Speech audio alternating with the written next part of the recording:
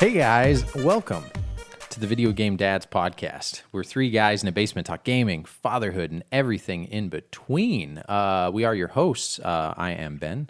And I am Adam. And Shane is off taking care of his daughter. Again, doing great. Little update. Shane's daughter diagnosed with cancer. They're working on game plans now. There's a lot of different doctors in the fray, but overall she's responding really great and getting used to it and just being a normal kid. Doing really well. Actually, my kid plays soccer with her, and they're like best friends. Mm-hmm. And so she even got to go to soccer practice the other day. Really? So, That's awesome. So we saw her last Friday.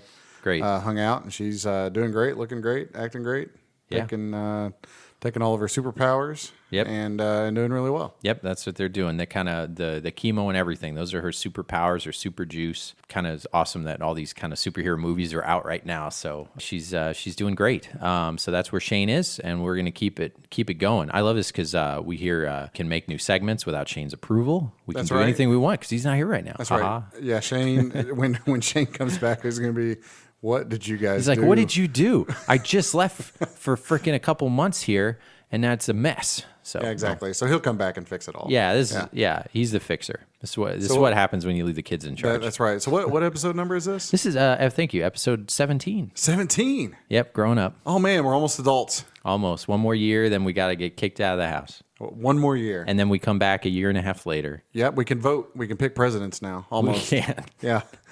We sure can. We're getting close. Yeah, one more year. I know, but most 18-year-olds, I don't even think vote at this point. But we'll think about it, and we'll be excited about the opportunity. Yeah, we'll be sure to be irritated with whoever everyone else picks. Yeah, and then we got to mail something in. I don't know about that. Well, I don't know. I got to sign up for stamps. I haven't used a stamp since kindergarten. Yeah, got to sign up for the draft. Yeah, yeah, that's right. Yeah, that's fun. But yeah, and you could play NC-17 video games. So that's where we're at. Episode 17. Boom. Yeah. So anyway, did I already say what we do? Three guys in a basement talking gaming, fatherhood, and in between. I think so. Yeah. Sorry, we're going on a really weird order. Your kiddo was right here earlier, and it was pretty cute because he wants to. Grayson is 4. He's almost 4. Almost 4. So we'll call him 4. And he always wants to record a podcast with us, so we let him play with the mics a little bit and put on the headphones, and it's really cute. It's like when a little kid holds a cup that's oversized and they drink it, and then he was hell bent on being a member of this episode. Yeah. So I got a microphone, detached it from the plug, yeah, and told him to go record his own podcast. See, he has his own podcast, but his podcast is talking about our podcast. Yeah. And so that's what he does. He listens to our episode, and then he records coverage of what we talked about. So he's kind of like a news reporter covering the events. Great. And his kid and his full friends are going to be so confused because who knows what a podcast is except him right now. Can you imagine? Yeah, it's really funny to listen to because that's seriously what he does when I bring him down here and I hook him up to the recording equipment. He starts trying to talk about what we talked about. Yeah. This is my podcast and this is the Grayson podcast. It's pretty cute. Yeah, but yeah, you gave him good. the mic and he was thrilled. Yep. Yeah, and he totally fell for it. Haha, he's out of here. He was like, "Yeah, it records," and he just went off happy. And I said, "Be very careful. It's very special. Don't drop it." It was like a SingStar mic or something, right? Yeah, it's one of the cheap ones off of that little karaoke box. Nice, but we sold it as it's really important. So he's going to record it. But we're happy. We're happy he's liking what we do. Yeah, he'll be angry later when he finds out it doesn't work. Yes, or when he comes back and listen. He's not going to listen to this, maybe, right? Yeah, he listens to it. Yeah. Well, no, I mean like 2028 when no one cares about our podcast anymore except our kids, hopefully. Yeah, the sad thing is, after the bombs start falling, the only thing that we'll be remembered by is this. Yeah, maybe we could shoot it out into space or something. Yeah, that's right. I'm sure, when NASA makes Voyager 3, this will be on the record. Oh, no, that's morbid. Let's think, like I said, Demolition Man, where the future is like there's a big event and then everybody is well and doesn't touch each other and shakes their hands by shaking their arms together and not touching. Yeah.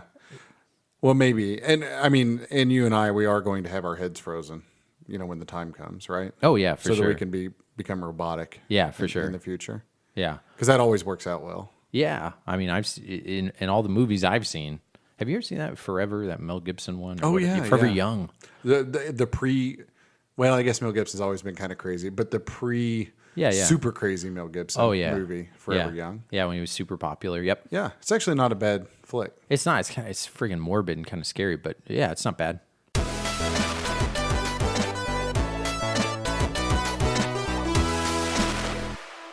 So we got some interesting things to talk about. We kept our promise. We're going a week later. Let's see. Yeah, we're doing Monday and Monday. So this will be released on Monday. We're recording this on a Wednesday because we both got a little busy on Thursday. So not a lot of news has happened since then, but a few things we'll talk about are, of course, our video game book club. Some new patents for another classic, maybe. Patents? Yeah, which, I mean, shoot, writing's on the wall. We're just going to keep going. It is. Yeah, and then also we're going to talk about the Turbografx a little bit. It won't be a huge overview, but since one of our video game book club picks is dealing with the Turbografx, we're going to talk about it a little bit. Not huge detail. I think we'll do that in the future, depending on how you like this. But we're going to introduce, some people don't know the Turbografx as well. It is not as well known as some of the other more classic consoles. And then we also have another handheld minute. We're going to talk about a Missouri Game Con, that convention. Missouri Game Con, what? Some shout outs, something like Yeah, that. But can't get wait. it started. So where can you find us, Adam? How can you email us? So you can email us at videogamedads@yahoo.com. Yeah, and find us on our Facebook, facebook.com/videogamedad. Just like us. And hopefully you see our stuff. Facebook's kind of different where sometimes you post and you don't get everything, but you can always visit our page. That's we right. like that. And you can message us through there. You can also tweet at us at Video Game Dads. You can also find Shane's daughter's kind of Caring Bridge, which deals with the kind of the story. If you want updates, that's a great place to go. I know Beth updates that a little bit. Let's see. Oh yeah, and Shane got something pretty cool. Oh, yeah. And then maybe it got taken away. We'll see, but we'll update you on that too. But anyway, I think we should just get started on our video game book club. What do you say? Yeah, let's go. All right.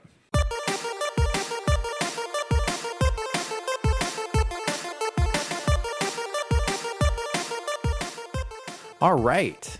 Our video game book club, for those new joining us, is where we pick a game, talk about pick a game, play it, and then talk about it 2 weeks later, kind of like a book club. We don't really try to pick games that are super popular, like the Crash Bandicoots or the Marios or the Sonics or help me out, what's another like top tier stuff? I don't know. Final Fantasy? Yeah, Final Fantasy, kind of the top stuff. We just want to showcase a game. Could be good, could not be. We're going to pick one. We also invite our listeners to submit some picks through those social media outlets or email, like we suggested before. It could be anything, handheld, whatever, and we'll put it in a pool and pick it and then talk about it. Much like an old book club. So, our video game book club also, and it was brought to you this week by my buddy. My buddy. Yeah. My buddy, my buddy, my buddy, my buddy. Wherever I go, he goes. My buddy, my buddy, my buddy, my buddy. I'll teach him everything that I know. My buddy and me, like the climb up a tree. My buddy and me, we're the best friends that could be. My buddy, my buddy, my buddy, my buddy, my buddy and me. My Buddy from Play School. I don't know. You know what's funny? I don't even know if people like that. Last episode I did, what did I end up doing? I said... Skip It? Skip It. And Lightbright. And Lightbright. And Skip, man, I listened to that a couple times. Like, that's a good jingle. I think I heard that jingle roughly 80 billion times when I was a kid. But you don't hate it, right? No, I don't hate it. There's some little neuron. I couldn't remember. I couldn't have sung it to you prior to the last episode. But after I heard it one time, that neuron's been reactivated. I think the jingles when we were kids were way better. Like, it just explained the whole thing. It's like, there's a counter on this ball. They're like, how do we say there's a counter on the ball? Just go, there's a counter on just this sing ball. it. Yeah, just sing it. It'll stick in your head. Yeah, my buddy is possibly the most depressing toy in the history of toys. Oh, though. really? Why? Yeah. I think I had one. Well, Oh, I get it. you Yeah. know, because you don't have friends, so you got to have a little. I get it. You know, But maybe it's a step up from like an imaginary friend. It Maybe, is. Maybe It's your kid is yeah. like seeing stuff that's not there. So you're like, okay, let's give him a buddy, and then he'll work his way yeah, up to when another your human. when your kid starts to get creepy, you actually give them you actually give them a thing to make it less creepy, like their imaginary friend. Do you remember the girl version? Yeah, Kid Sister. Yeah, that's Kid right. Sister. Yeah, Kid Kid Sister. Wherever I go, he's gonna go, my buddy. God, man, they played those commercials so many times. Yeah. Our listeners probably don't like it. It's just those are our fun sponsors that existed 30 years ago. Yeah, that's right.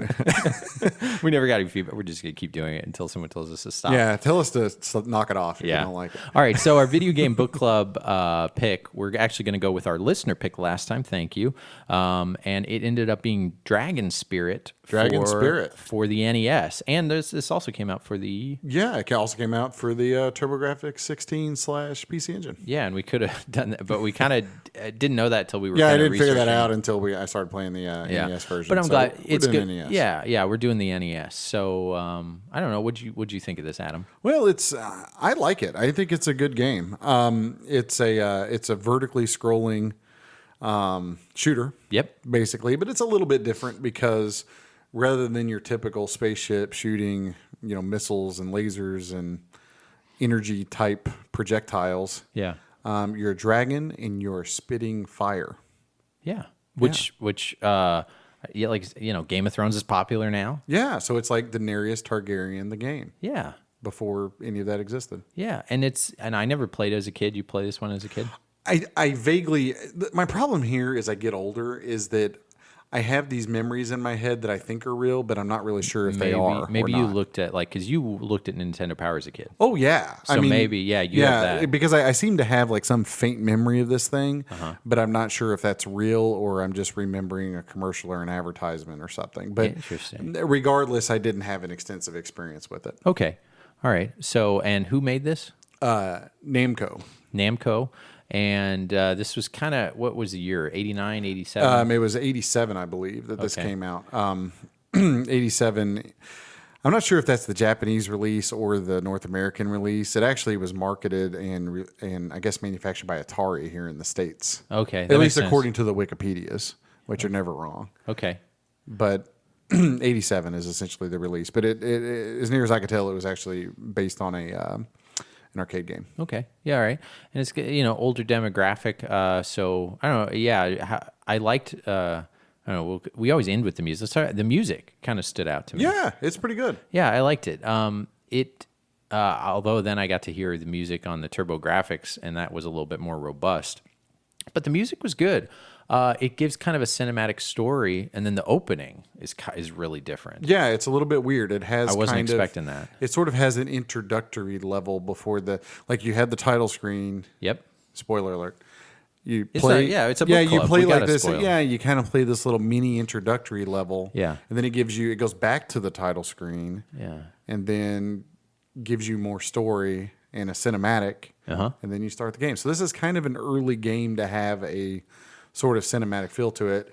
And shooters are kind of funny because some have absolutely no story at all, and then some try to work in some story. Yeah, it's tough. And this one does try to work in a story. And I mean, essentially, from what I gather, it's kind of a guy and a princess kidnapped, got to go rescue her kind of thing. Which, of course, no other games ever implemented such a plot. Yeah.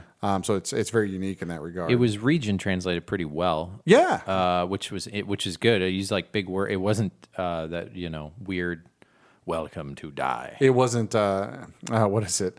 I want to say Slave Zero, but that's not right. That's a Saturn game. The one for Genesis that has all your base are belong to us, but I'm totally blanking. Oh, on the all name your of it. base are belong to us. Yeah.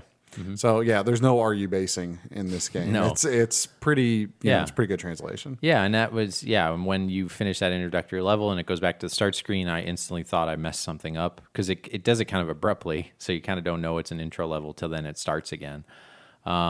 So Dragon changes color when you get hit, Yeah. and there's also a little life bar in the corner. Yep, there's life bars, and you can get power ups. And basically, you get hit, and your power ups kind of go away. But your fire, you throw more fireballs, and they get stronger. That sort of thing. But one of the interesting mechanics in this game for something from the vintage is that there are land-based enemies, and there are also air-based enemies. Yeah. And the first time you play through, it's actually kind of hard sometimes to tell if they're on the land or underneath you, like a ship or something, versus something that's flying. Yeah. But you have an air projectile, but you also have a bomb that you hit the ground with, the ground enemies, and you kind of have to switch between those two weapons depending on who you're shooting at. There's a game on Saturn that I'm more familiar with that uses basically the exact same mechanic, just updated some, and that's a Galactic Attack, if anybody's ever played that. But anywho, it's kind of interesting, adds a little bit of variety to it. It's challenging, but it's not brutally difficult. I agree. You can make it a good ways into the game. There's continues. There's also like a normal and a hard setting, right? Or am I thinking of something else? If there was, I didn't see it. But, Okay. But I didn't really go looking either. Sure. I always just booted it up and hit go. Yeah. But so whatever the default is what I played. But Yeah. But It only got a little tough when did you say this, like the enemies on land went up to the sky? yeah, and sometimes they move pretty fast. There is a later level in it. I think it's like around level 4 or so, where there's these little bugs that make these lattice they come out of these cocoons, and you kill them, but then they respawn and new ones come out, and they're really, really annoying. Yeah.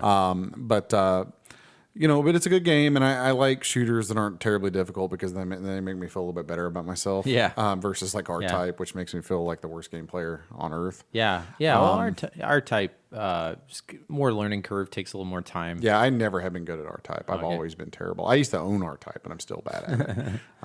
But this one doesn't make me feel as terrible as those do. So I like it. I think it's good. There are better shooters out there, but I think if you're comparing this versus other shooters from the time, it's definitely good. And I think it does deserve to be on a lot of hidden gem lists, that type of thing for NES, especially if you're looking for shooters.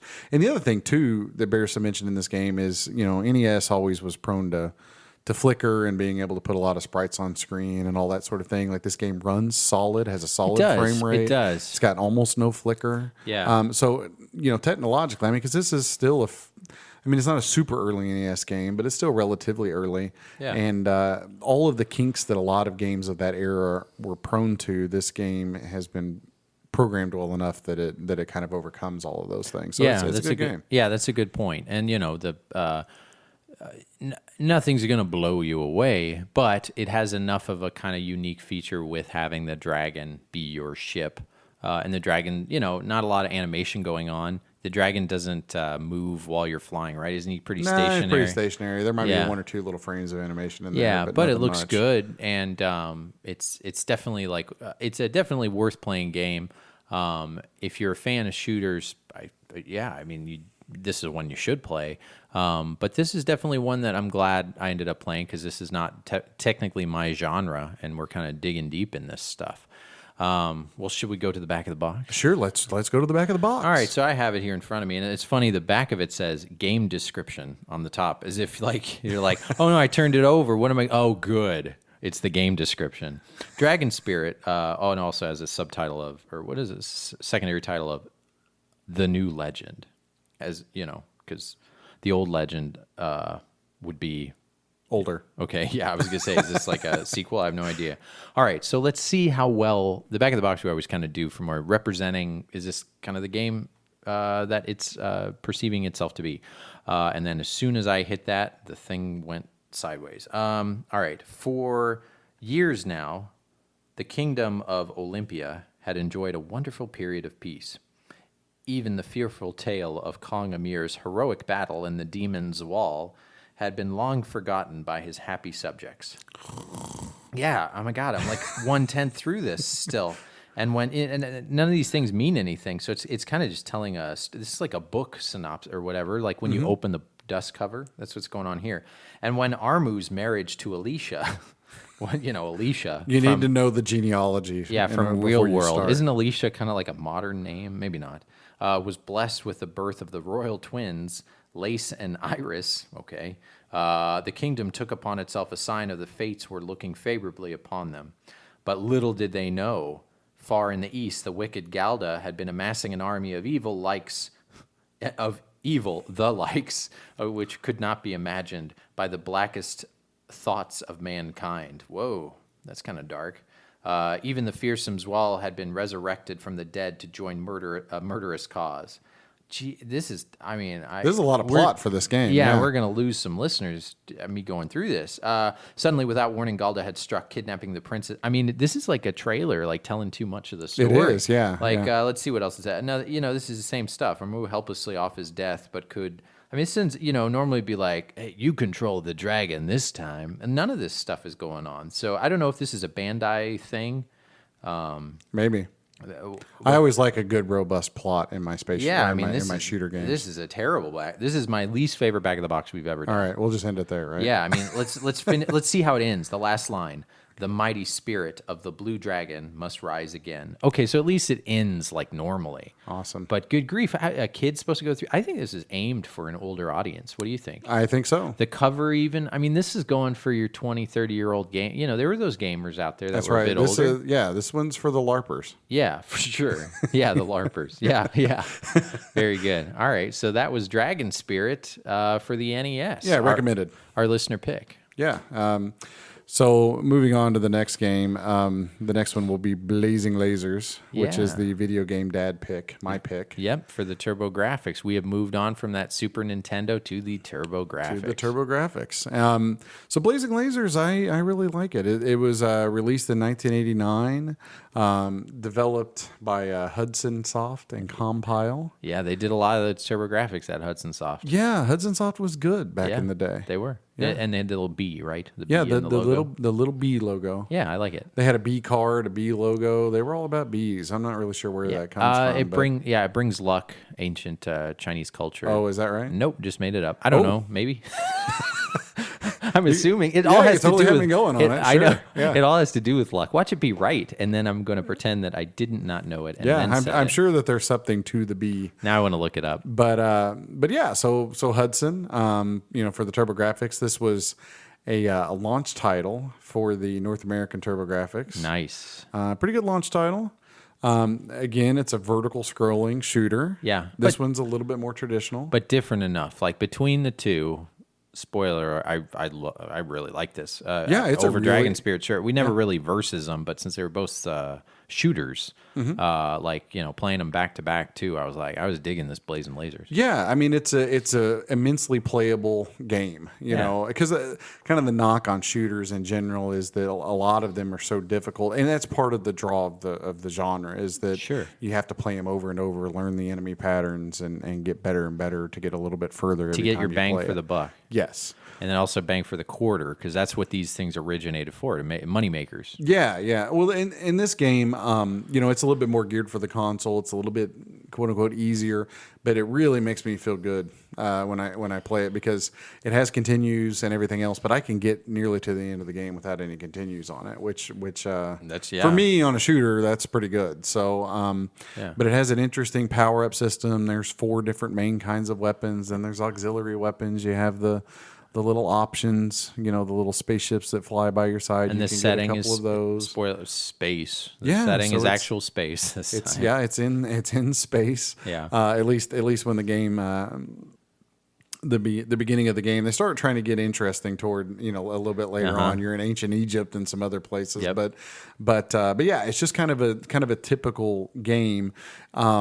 And there's just tons of power-ups. There's actually some spoken dialogue in it, too, which is, somewhat still unique for a game back at that time. Sure. But really a good playable game, good solid frame rate, lots of things going on, on the screen.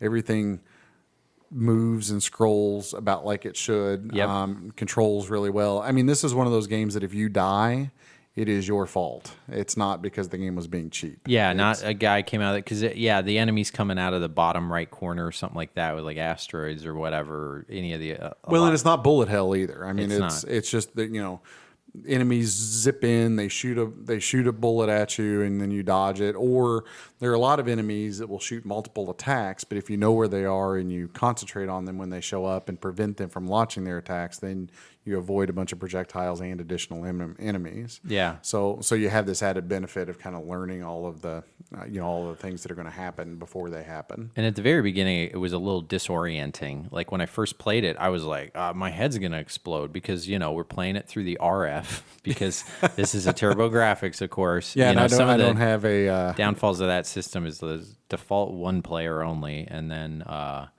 the RF thing. Yeah. We need the duo, right? Or isn't it? Yeah. Yeah, I've got to get a turbo booster, which Booster, is the, that's what I meant, Yeah, yeah. which is the composite outs. But yeah, I'm actually playing it through an RF switch. But it looked really good. Yeah, all it actually doesn't together. look too bad. And the other thing is, this game has great music. Yes. And the Turbografx actually has really good sound to it. I really do like the way that it sounds. It's got that bass. It's got yeah. right. Isn't that a song? Dang it, I don't know the song. Like all about that bass. All There About we the- go. yeah. Oh, yeah. okay. Yeah. Video game dads. What? We're actually young. We Yeah.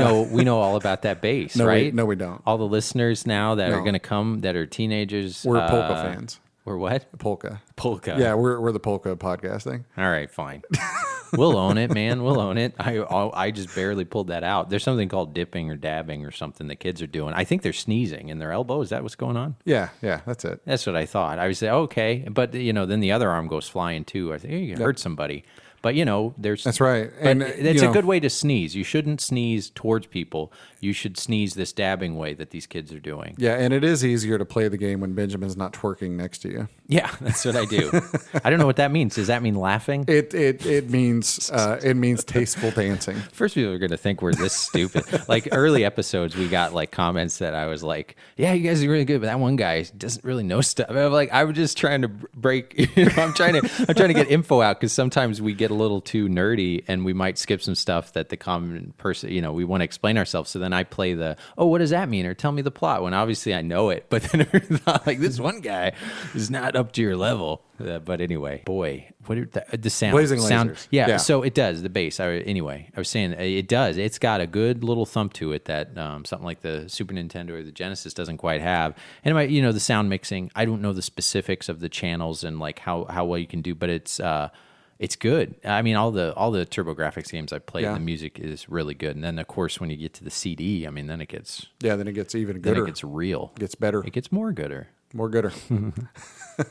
But yeah, so I really like it. It's a good game. Definitely, if you have a Turbografx, you should seek it out or find another way to play it. But Yeah, we should talk real quick the offense of that game, but we didn't really talk about that. the offense. Yeah. We talked about the defense and stuff, but the offense is what had me feeling good. You turn into Arnold Schwarzenegger You with this do. ship. So you start out and you're kind of puny. Yep. But you quickly level up. if you know how to level up. Yeah, and once you level up, you're just ripping through the level. You're getting 1-ups. Your score is going crazy. Like it really pats you on the back. Yep. If once you get going. Really, the biggest irritation and maybe my biggest gripe about the game, if I have one, is that there are too many power ups. And there are different varieties, and some of the weapons you will end up really liking, and some of them are pretty lame.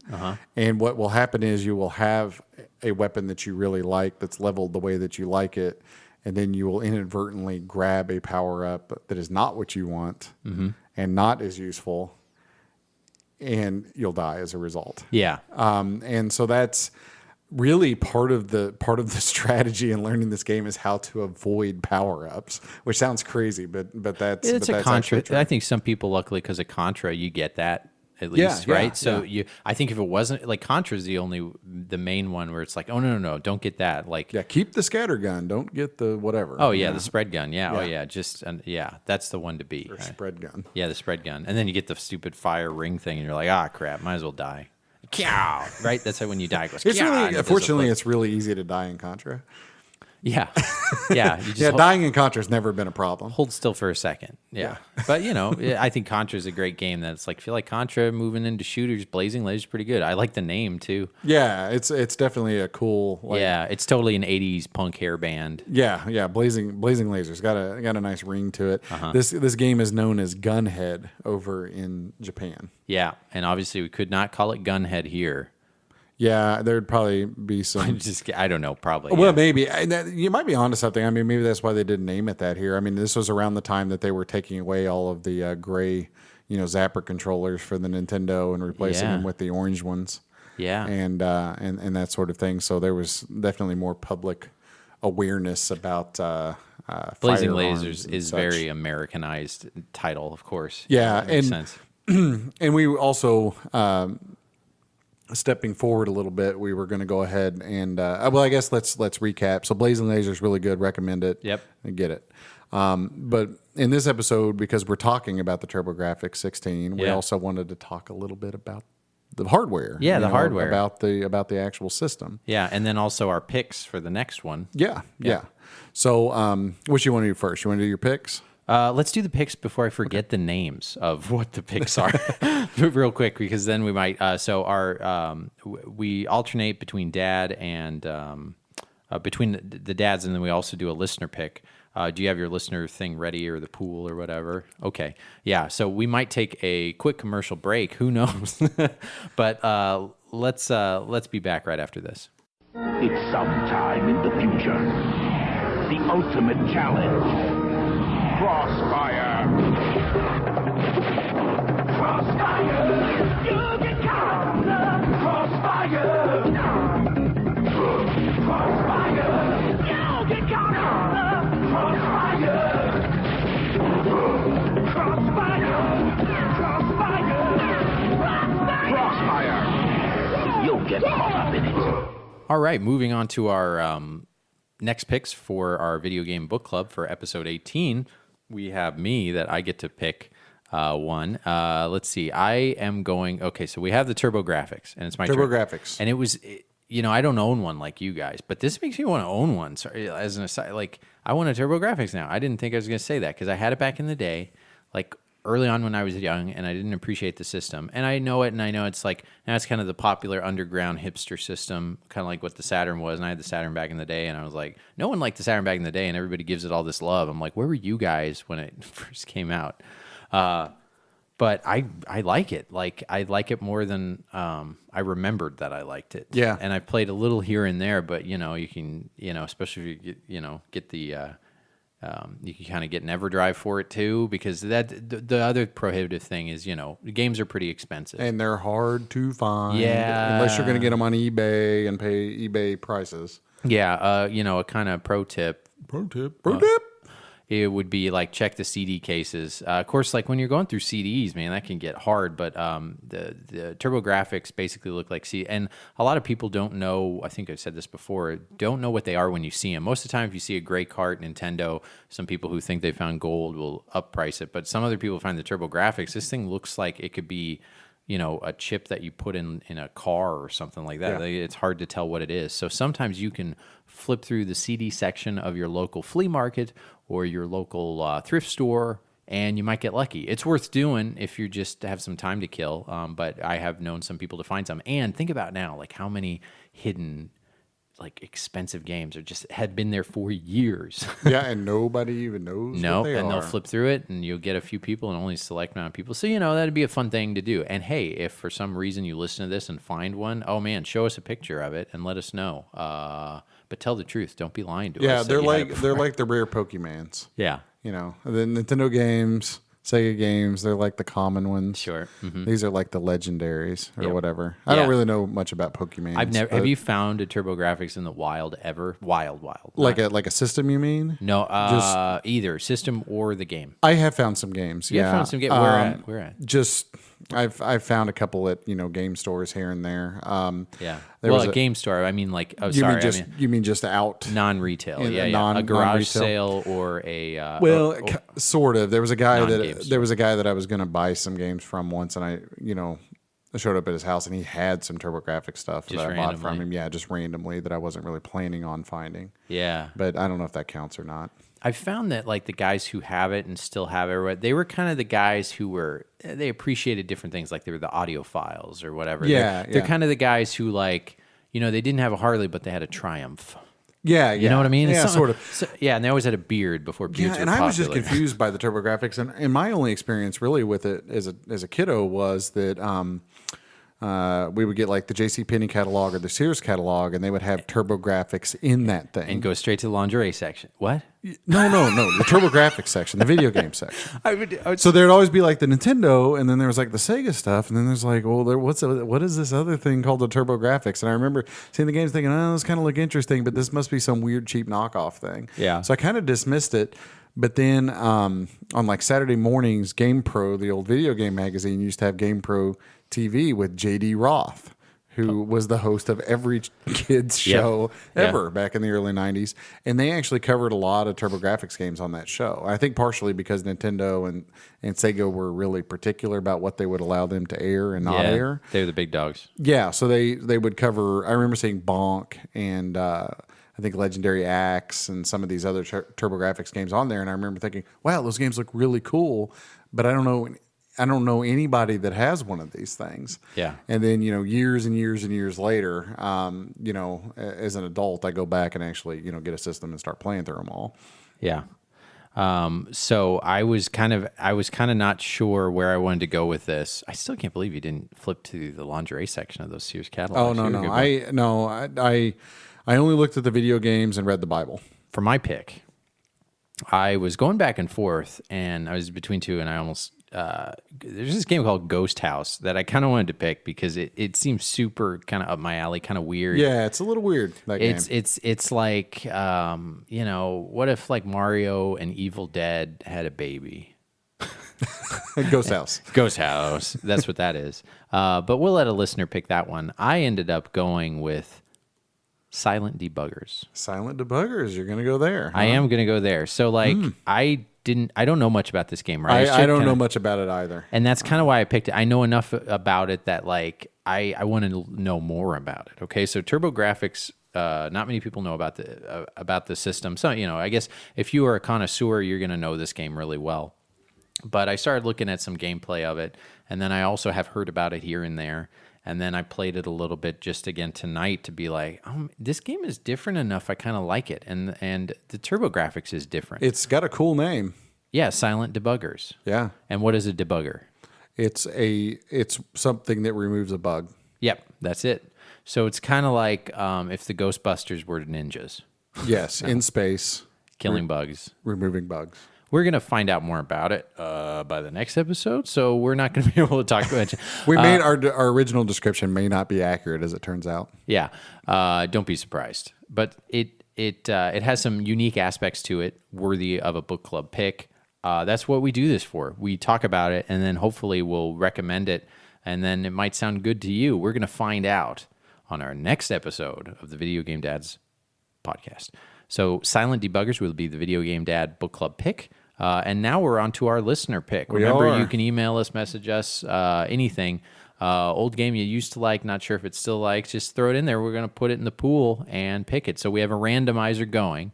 And sometimes Adam hits the randomizer button before I'm ready, and he already knows what he's picked. I've already hit it. It's been So you know and I don't know. Okay, I do. Turn it toward me. Let's see what we got. Okay. I'm excited, actually, for this one. Yeah, and it's funny. The one day I say, I have 3 episodes, I've been like, I kind of want this one, and the time I don't, it does it. It's just like the universe doing that. It is. What is it, Adam? It is Maniac Mansion. For the NES. For the NES. Yeah. From Steve in Ohio. Steve in Ohio. Thanks, Steve in Ohio. Yeah, thanks. I'm excited about this one. I'm going to, we luckily have 2 weeks instead of this 1 week turnaround this last time, which was good. We picked the shooters, but I'm excited about this. This is a point and click adventure. Yeah, more or less, I think. Yeah, mystery game. And I've heard about it. Mm-hmm. I know nothing about it. I've never played it before. Oh, wow. Yeah. I've owned it now for about 1.5 years or so. It's been sitting on the shelf. Awesome. Now I'm going to dust it off and play it. Yeah. It is it's a game we might eventually get the guide, because this is one you kind of got to figure out as you go. But, I liked it right from the opening. The title screen's pretty badass. The name's cool. The music is good. The characters are a lot like one of my favorite, if not my favorite Nintendo game I picked early on, which fans of the show should know. Dusty Diamond's All-Star Softball has to be made by the same, because literally the faces are the same on that as they are on the Dusty Diamond's All-Star Softball. So if you like Maniac Mansion, give that one a whirl. But Maniac Mansion is our video game book club pick by our listeners. Great. So that will be on for episode 18. Episode 18. All right. Moving on.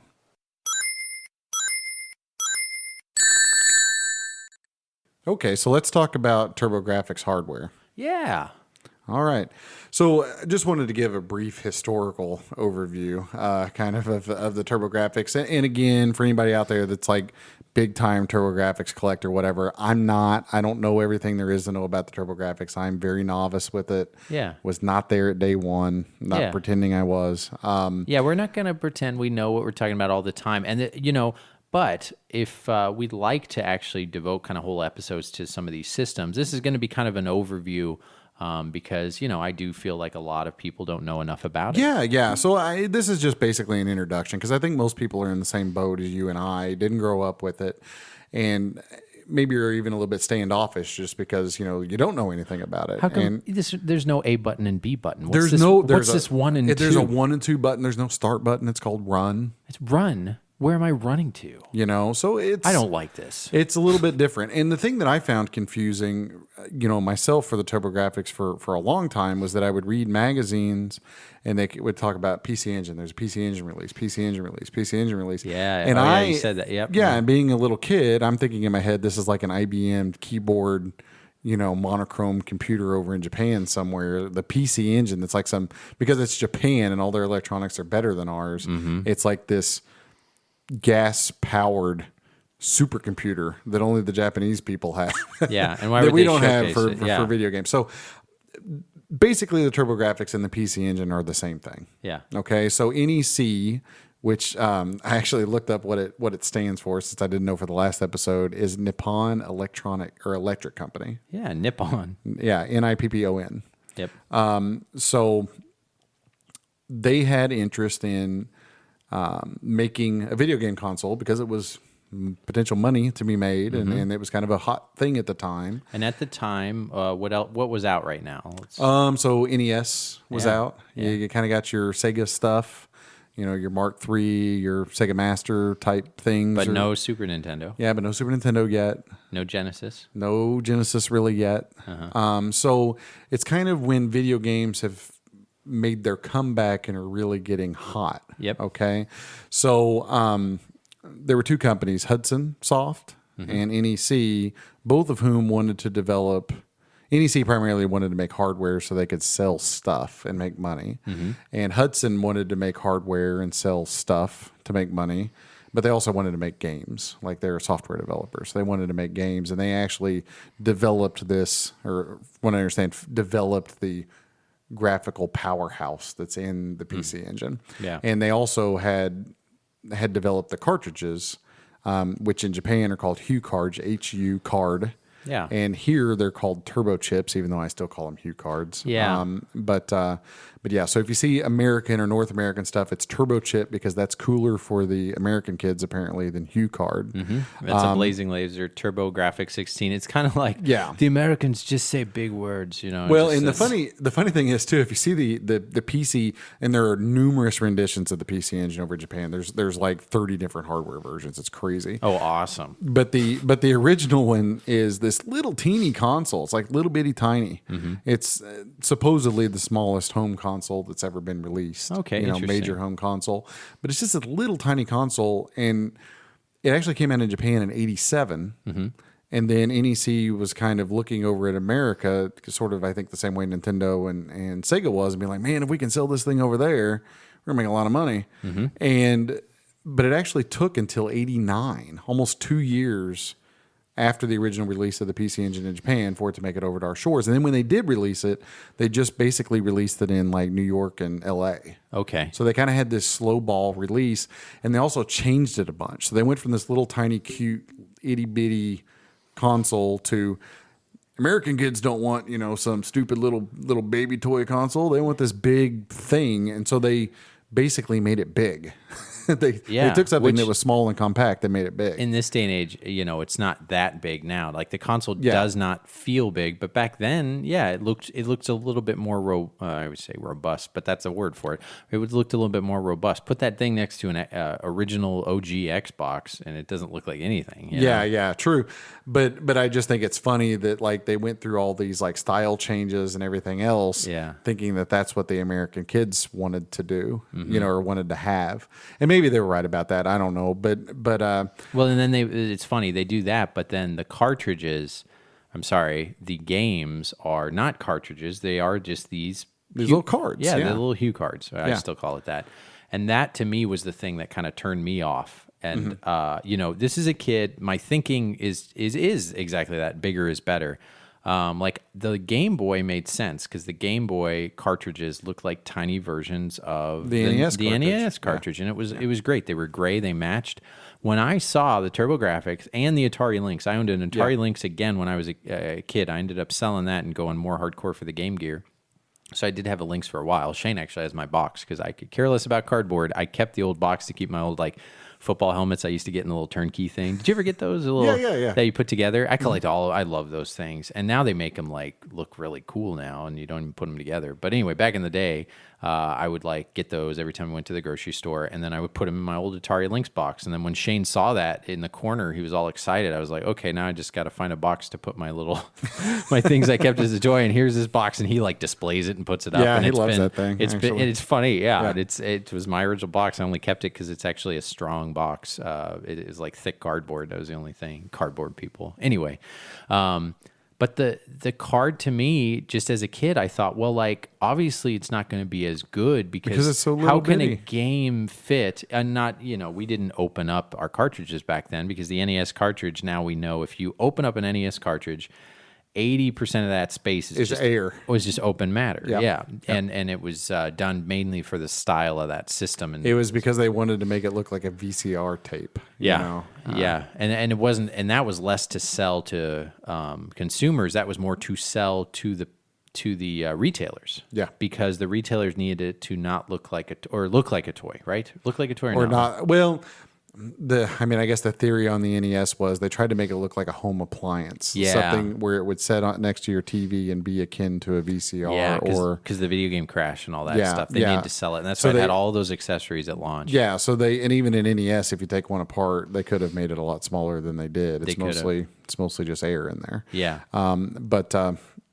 But yeah, I kind of had the same thought. I remember seeing the little Hue cards and being like, man, I don't understand. How can you get a big game on this little bitty thing? Yeah, and it's You just know? dumb kid stuff. But Yeah. that did kind of keep me not as interested. Yeah, and there were some things going against the PC Engine. The problem I think that the PC Engine or Turbografx had when it was released in the United States is they didn't strike while the iron was hot. So they released in Japan and did great. I mean, it was even beating the Famicom, you know. Yeah, and, which is and the Super Famicom, which you is know. the Japanese version of the NES. And Yeah, Super NES. for a period of time. So I mean, it was a big deal in Japan. Had all the main people, you know, your Konamis and those types were making, you know, cranking out games for it, and it was doing great in Japan. Yep.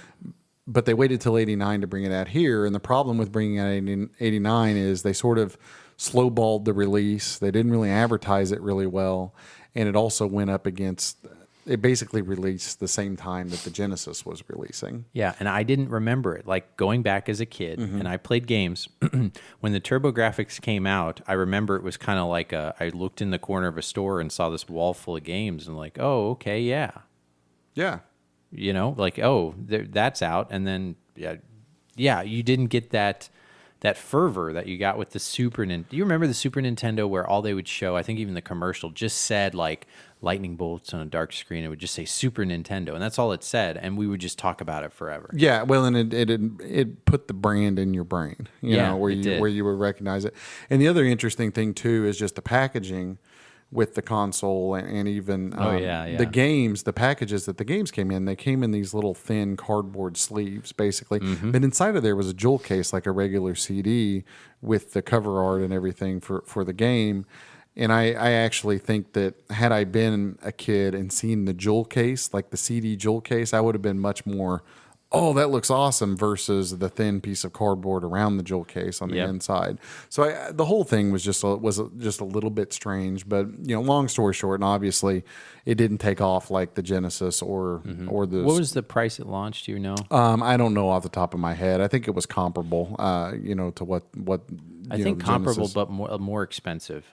Yeah, and you know, and the other thing is too, they packaged this thing Oh with yeah, we got to talk about that. yeah, so they packaged it with Keith Courage in Alpha Zones, which it's not a horrible game, but it's not a system seller No. kind of pack-in game. No, it did nothing. It's like putting Alex Kidd with Nintendo instead of Mario. Yeah, yeah. So it's just it's just not a system seller kind of game. So, if people like, little Johnny goes out and gets his Turbografx, and then he has all the kids over, and then it's like, oh, well, we can play this game that came with it. It's Keith Courage and Alpha Zones. And then, the other kid's like, yeah, well, I got a Nintendo and it came with Mario Duck Hunt. Mm-hmm. Or I got a Genesis and it came with Altered Beast, which, as an aside, I'm not a big Altered Beast fan, but I liked it. But or later, Sonic. Mm-hmm. It's just not on the same level as Mario or Sonic. Not at all. Not. Yeah, it's just so it's just not a system seller. Now, if they would have put Bonk in there, if they would have put even Blazing Lasers in there, I think they would have been much better off. Think about this. If Blazing Lasers did come with this, and let's say they tweaked a couple things and it was more successful, which, the name and everything, I think they were close to being successful. What would a shooter be now? I think like that would have made, let's say it did well and people did play Blazing Lasers and realized like, oh, I like this type of game. And it did.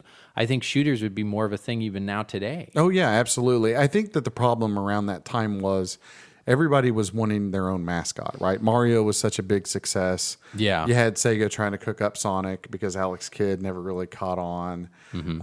And NEC, I think that from a marketing perspective, people were thinking, well, we have to have a face. We have to have somebody, a character to sort of piggyback the system on top of.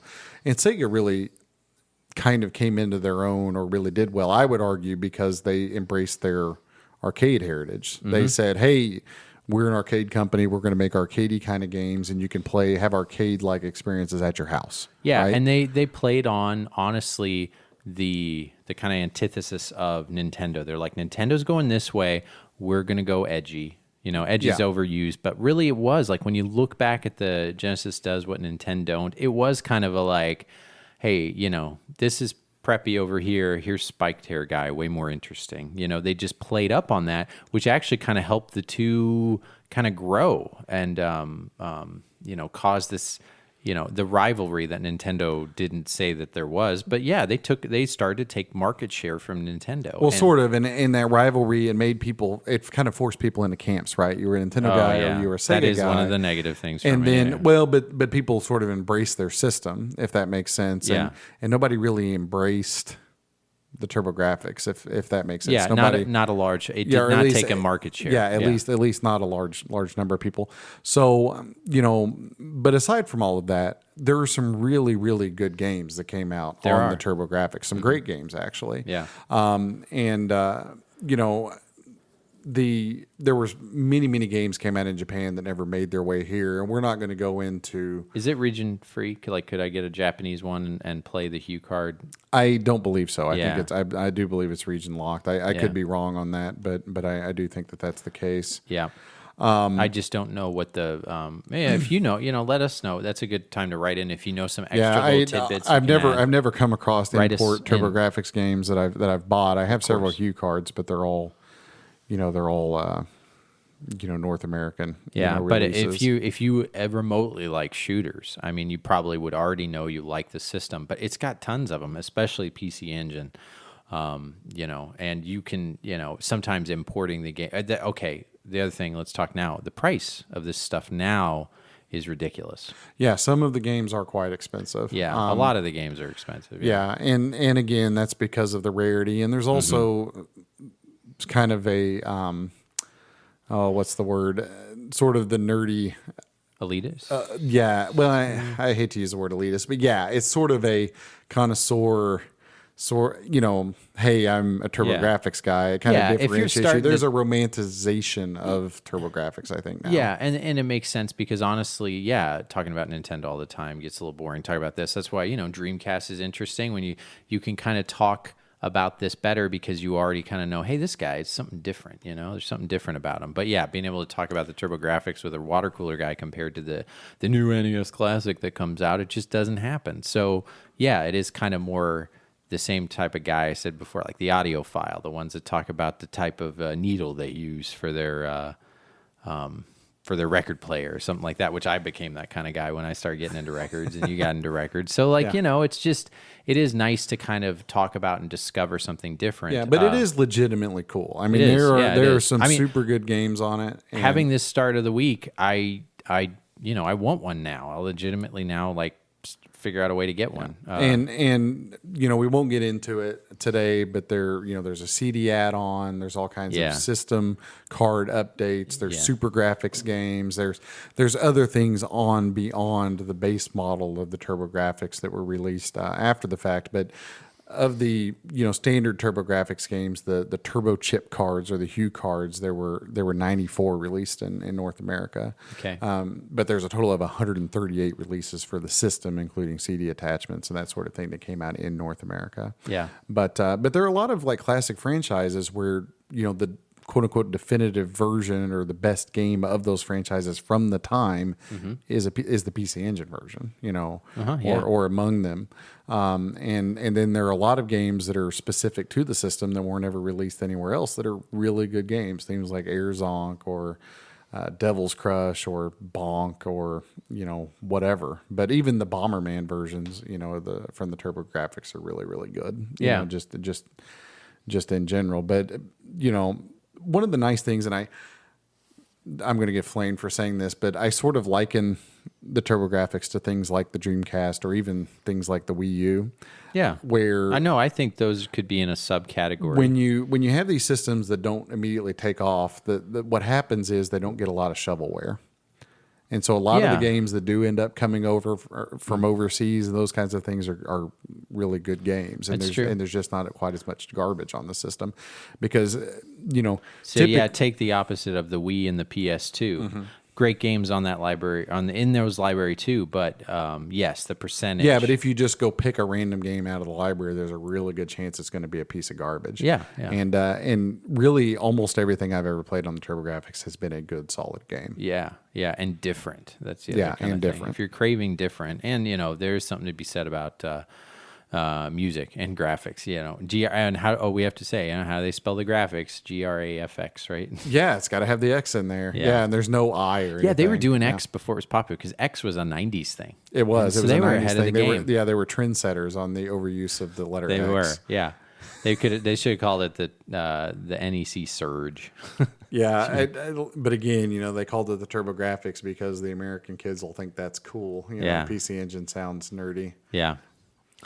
But anyway, all right, good. So hopefully that enlightened you a little bit. You could send us some of your own facts out there that or correct some of the things I might have said incorrectly. Yeah, but that's a good little and if that kind of thing sounds interesting, we could kind of go into more in depth in a lot of these systems and let us know. Let us know if you're interested in like that. We always take suggestions from our listeners for that kind of thing. Yeah, and eventually, if I do come across a Turbo Duo or one of the CD systems, I've kind of been eyeballing those for a while. I'll probably eventually get one, and then we'll revisit. Yes, and then you'll eventually have to fix it. Yeah, and then I'll eventually have to have that. Well, most of them anymore are broken. Yeah, are broken and have new capacitors because they had faulty ones originally. Yeah, it's part of the game. If you're an old pinball collector, which I used to do before getting into this stuff, and it's like, you got to do the maintenance, got to do it right, got to find a guy to fix it. And with this, sometimes these things are like there's a specific guy in the Netherlands that fixes Virtual Boy. You send your parts to him and this and that. Yeah, and as far as hardware, and I didn't touch on this, but I actually have a Turbo Express. They made a handheld Turbografx that came out. Yeah, that's true. And I do have a Turbo Express.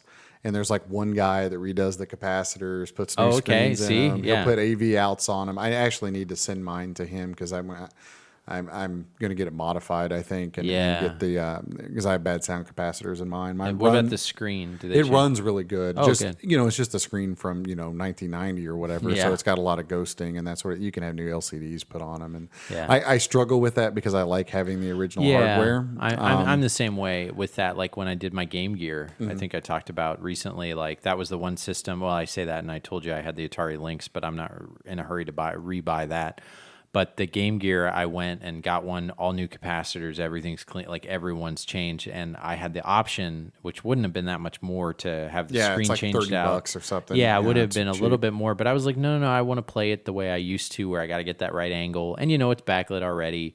And I'm glad I did. At first, when I looked at that screen again, it is when you compare like your phone or even a phone freaking 10 years ago compared to the Game Gear. It's not easy on the eyes, but then that goes away, just like anything. Like when you're watching a movie, and let's say you're watching a movie on a small screen, eventually you just don't notice it anymore, and that's kind of what happens. So I think that's a good idea to kind of keep. If you can keep the old screens, do it.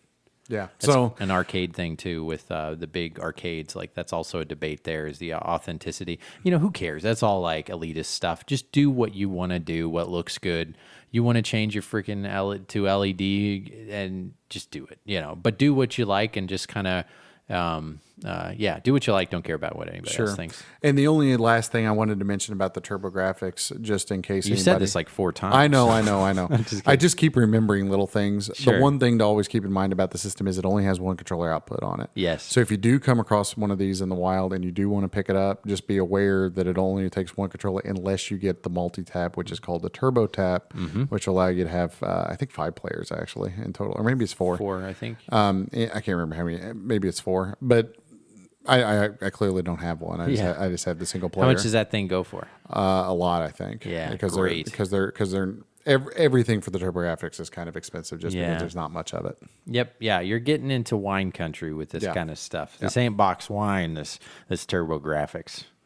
All right. Well, good. Thanks, Adam. That was a good little overview of the Turbografx 16. Hopefully, we enlightened you on some things, and hopefully, the people who know a whole lot about that don't. Because you know, once we get into the Dreamcast or something, I'll be like, "What's up, guys?" Or we talk about the Wii U, you know. But we just try to we own that we don't know a lot about this thing. But yeah, let us know some other interesting tidbits that we might have missed, and then we might. I'm sure in the future we'll devote a really good show and get you some real hard facts about this thing at some other time. Just let us know. But anyway, all right, moving on.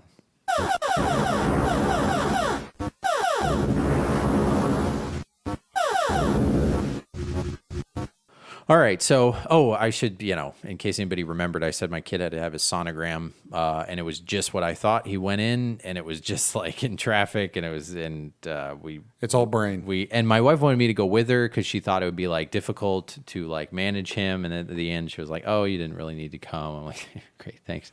But we ended up going to. I like going into Children's Hospital. It's always really nice. They've got great security. Everything's really nice and clean and pretty and stuff. And it's nice, obviously, to go in there when we're just doing something routine, of course. But anyway, it was nice to see the closest children's hospital since we haven't been there before, and at least get oriented how to get in there. But anyway, we will go in there. I get my little name badge, and I meet my wife because I'm going there after work, and we're in the waiting room, and it's just funny because it's the first time we've had him, and he's not like asleep all the time. And, you know, he's goo gagging, and then we luckily didn't have to wait too long, went back there. They checked him out. They sonogrammed his head, and that looked really cool. I don't know that stuff, so I couldn't tell if things were good or bad. But obviously they were fine because we never got any calls about it, and then even up until Monday. So they basically with stuff like that. Obviously, no news is good news with that, and even the tech person that can't say anything was just like everything's normal. And of course he was doing pretty good considering it took a little longer than I thought. I thought the head sonogram would take like 2 minutes. But it was a good 10, 15 of her like rubbing the top of his head. And he got a little like, you know, he would shake around a little bit, but he never cried and freaked out. She was like, yeah, he did really good because he didn't cry and freak out. But that went well, totally uneventful. He's got a big head. He's definitely my son. No paternity test needed. I didn't think I mentioned this last time. I don't know if I told you. Hopefully not. He definitely is my son because of the big head because I don't know if I told you, I broke my mom's nose when I was 18 months old. Oh, really? Mm-hmm. Broke her nose with my head. So you went bonk on her. I bonked, yeah. That video game, I need some royalties from that freaking game. You did. They got it off of you. Now, you know, it's funny if people don't look at pictures of us here and there. Because I used to, when I listen to podcasts, I don't know if it's a weird kind of 6 degrees, so, you know, standing outside the box. Like when I listen to podcasts and I don't know what the people look like, you know, you can find us if you dig hard or whatever. We're not secret agent man, especially if you come to a convention here coming up. You can find us, talk to us, whatever. But I always like kind of picture in my mind what these people look like before I did. Like when I watched Giant Bomb and I'd hear these voices and stuff. Like, oh, what does this guy look like? So I'm describing myself as Bonk. So when people see me, they're going to look out like, okay, he looks like Elephant Man. Yeah, exactly. Benjamin is 6 feet tall, 4 feet of it is forehead. Yeah. Yeah. When I get into an elevator, people have to duck. Yeah, exactly. Everybody goes, ooh. When I tie my shoes, I do a somersault. Yeah, he was you're the stunt double for the wizard. Yeah, in the Wizard of Oz. Yeah, yeah. When you shoot an apple off, you shoot like a whole row of apples off the top of my head. Anyway, so I broke my mom's nose. And I did it because I was in the bathtub and I laughed and I threw my head back and ha ha ha, bam. And she probably had to do everything in her power not to drop my butt in that bathtub. And she had to like hold me down, and instantly her nose was bleeding. She said for like 2 months, bones and blood was coming out of her nose and mouth. Like, and when she went to the doctor said actually her specific type of break was called the prize fighter's break. Oh, there you go. Because it's usually seen in boxing. Because I just smashed her dang nose. I feel really bad. My mom's nose doesn't look. It's not like one of those. Who's that guy? Who's Rambo? You know. Oh yeah. You know, you could definitely. How did I not know Stallone? But anyway, Stallone's someone that looked like they had a broken nose. So I didn't disfigure my poor mother. But boy, sorry, Mom. Sorry about that. But anyway, he is my son. I had a big head. He has a big head. Something we talked about with your kiddo was when he was up here and he was, kids are so cute. They're like, look at my jeans. I'm like, yeah, those are cool jeans. Yeah, he's really nuts about those jeans. I'm not really? Sure He does that all the time? No, he just put those on today, I think, for the first time. Okay. Like when I got home from work this evening, that's all. He's like, check out my jeans. And I'm like, wow, those are really cool. And he's like, yeah, they're big. They're big jeans or something. So he thinks that they're like the next step. I guess I haven't asked my wife, but I'm assuming he's moved up a size. And he thinks he's pretty big stuff now. Yeah. Big. Well, he was talking about the zipper and it was like, he's like, yeah, it has a zipper. And I was like, Oh, so it's got the real zipper. I didn't know that. Yeah. That's trouble territory. So I instantly was like, oh, you're going to have to respect that zipper, buddy. And I remembered back to that time. We know. And our listeners know. Every man alive knows. Every man. And even some of the women know because they've been in the same room, because you will hear something that sounds like a screeching griffin. That's right. And then you completed the opening scene from There's Something About Mary. That's right. Was it the Frank of the Beans, honey? How is that? What am I looking at here? How'd you get the beans above the Frank? Yeah.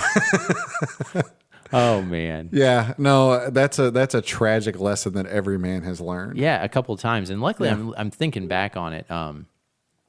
I haven't done it in a long time. Watch me jinx myself. Why did I say it? I haven't done it in such a long time because now I know you make sure you are deep in the cave before you close that door. That's darn straight, man. Yeah, and you even like pull the cave, and you pull the cave. I think also, I don't know, it's getting too. But yeah, I don't even think about it now. Yeah, but I only wear parachute pants. That's how everything. All my pants have elastic. That's why crazy people come up to you in the library. Yeah, that's right. She's like, we're wearing the same pants. Yeah, we're wearing the same pants. You're like me. Are you taking pictures of me? Yeah, exactly. Have you gone back to the library since that story? Yeah, no, I bet not to the same library. I go to the library where there aren't crazy people that want to kill me. There's 2 episodes ago, something like that. Yeah. If you want to listen back to what the heck we were talking about. Yeah, that was my near assault in a library. Yeah. Yeah. But anyway, so that was just kind of funny. I'm like, yeah, he's gonna learn. Thank gosh it doesn't happen anymore. Watch it again. It's gonna freaking happen now. Yeah. How's that van treating you? It's good. I don't get to drive it too much. I drove it the other night. Okay, all right. It's not bad. Yeah, see? I did some donuts. Did you? All right. Yeah. Meant you bought some donuts? I bought some donuts. Yeah. You should. I've seen people do that. You put plates on the bottom of the back tires and you just spin around like crazy. Yeah, you could. Yeah, I suppose I could. Yeah. No, it's all right. I pulled it. I got home yesterday and it was like parked. We have like a 2-car garage, but it was parked like in the middle. Yeah. So I got to back it out and move it to where it should have been. Okay, good. So that was my that was the extent of you driving. That was the all right, extent that's of me totally driving. your wife's car. I get it. Yeah, no, it's my wife's. Yeah. All right. Well, anyway, it's gonna get. It's funny thing is it's immaculate now, and then luckily you're past the age. Since he's 4, he's not gonna trash it as much as he would when he was 2. So that's at least a No, plus. the worst part is having like a 3-year-old in a new vehicle because like they don't respect anything. Oh no. Yeah, so it's just like my feet go on the back of the rest. My food goes here in the floor. Yeah, they're bastards. They just like they're so and what's the word? Egotistical. Well, not really egotistical. They lack empathy. They lack children. empathy. That's good. I use that for like other parts of my life, but yeah, that is very true. They really very much don't consider the needs or the cares of your vehicle. Of others. Yeah, they just kind of do their own thing. Yeah. Yeah, my kid already, he's now, he's not a big talker now, not a big laugher, but he's starting to stick out his tongue and do I guess, what is that? The fart noise with your mouth. Yeah, yeah. The raspberry. He does the raspberry. Oh, my kid does When he starts doing raspberries, he doesn't stop for like 3 days. Oh, okay. Yeah. Well, this is kind of cute because like I'm watching him discover that because he just starts sticking out his tongue. He knows he can make the noise. It's cute, but then he covers like our faces with his spit. Yes. But again, it's just I don't care because he's my kid, and it's so funny. You're at that point where I like that point of not giving a crap because he's my kid. You know? Yeah, and they just do like crazy stuff. They're not even trying to be funny with it. No. But like, my kid has like wet willied me on numerous occasions. Just out of nowhere. Just because, and he's just like, oh, there's my finger.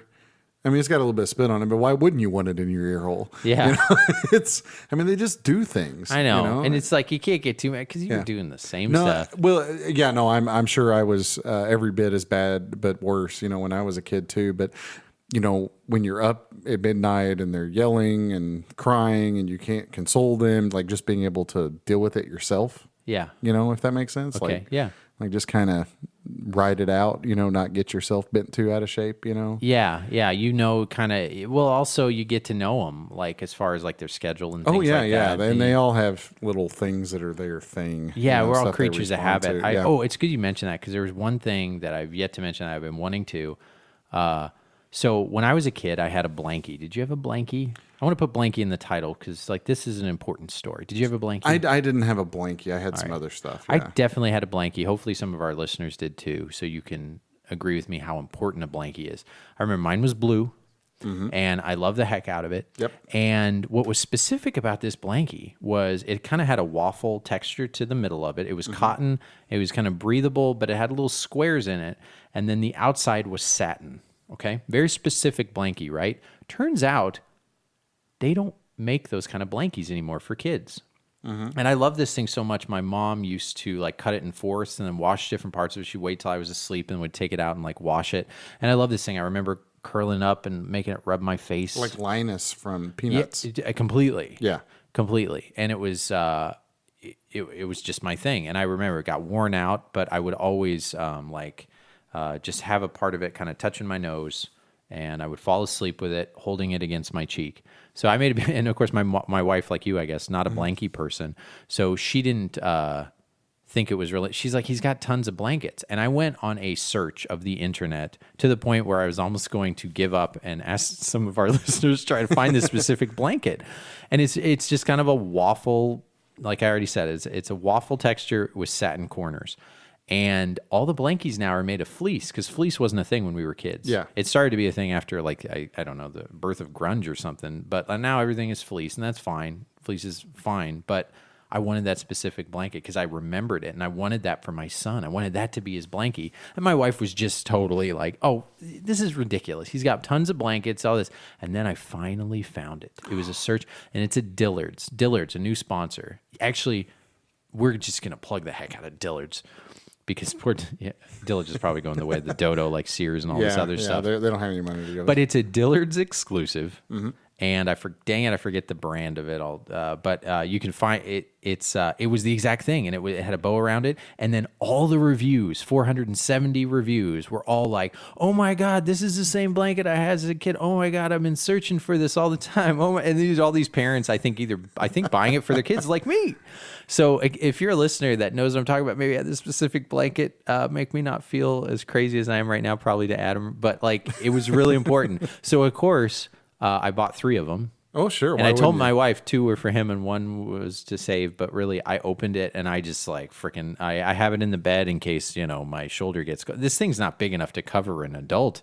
But I was like, oh my gosh, the blankie. And I gave it to him. And maybe I'll send this picture out. I don't know if I've showed you the picture.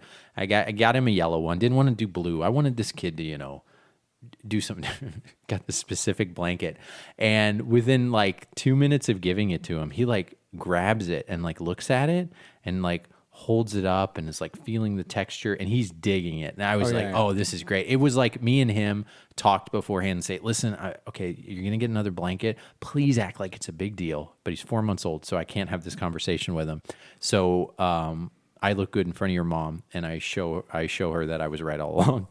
And he takes it, and I take all these pictures of him. He's like looking at it like it's the missing link or something, and he just loves the heck out of this blanket. And he acts differently about it now when he gives his bottle. He reaches for it over his shoulder, like he reaches up like I'm already like trained He reaches for nothing when I'm feeding him his night bottle before he goes to bed, and then I put this specific blanket in his hand. Then he rubs it against his face, and I tell you, melts my heart, makes me feel good, and told you so, wifey.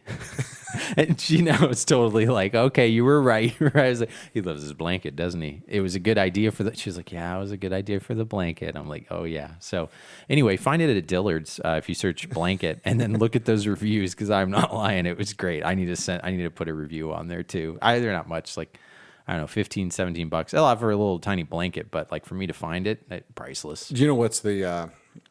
This is a little bit of a tangent since we're talking about blankets. I just went on this blanket so thing. If you get on Amazon, if you get on Amazon right now, my wife and I bought a gag gift for a friend.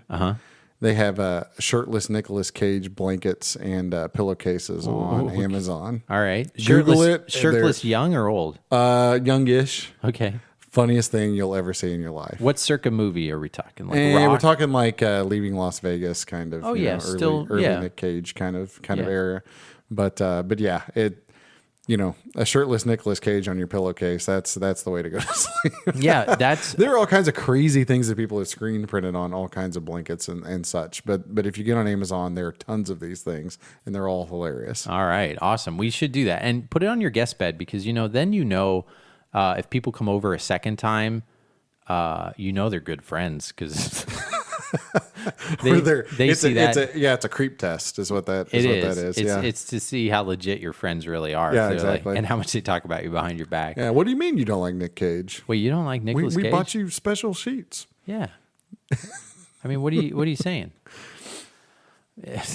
He's a crazy dude. All right. So anyway, off that tangent, I think we should move on to this interesting story. This is kind of a news thing. News.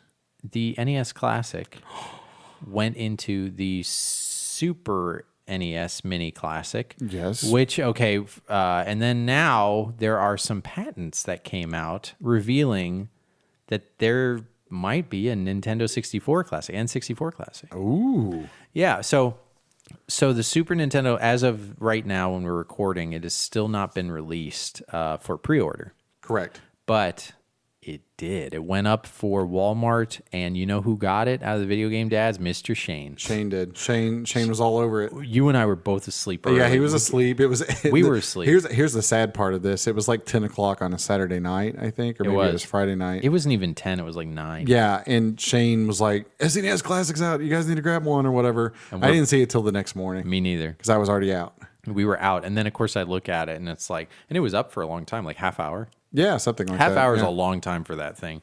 So it's like, and you can buy 2, and he pre-ordered 2 of them. So we're like, yeah, awesome. This is great.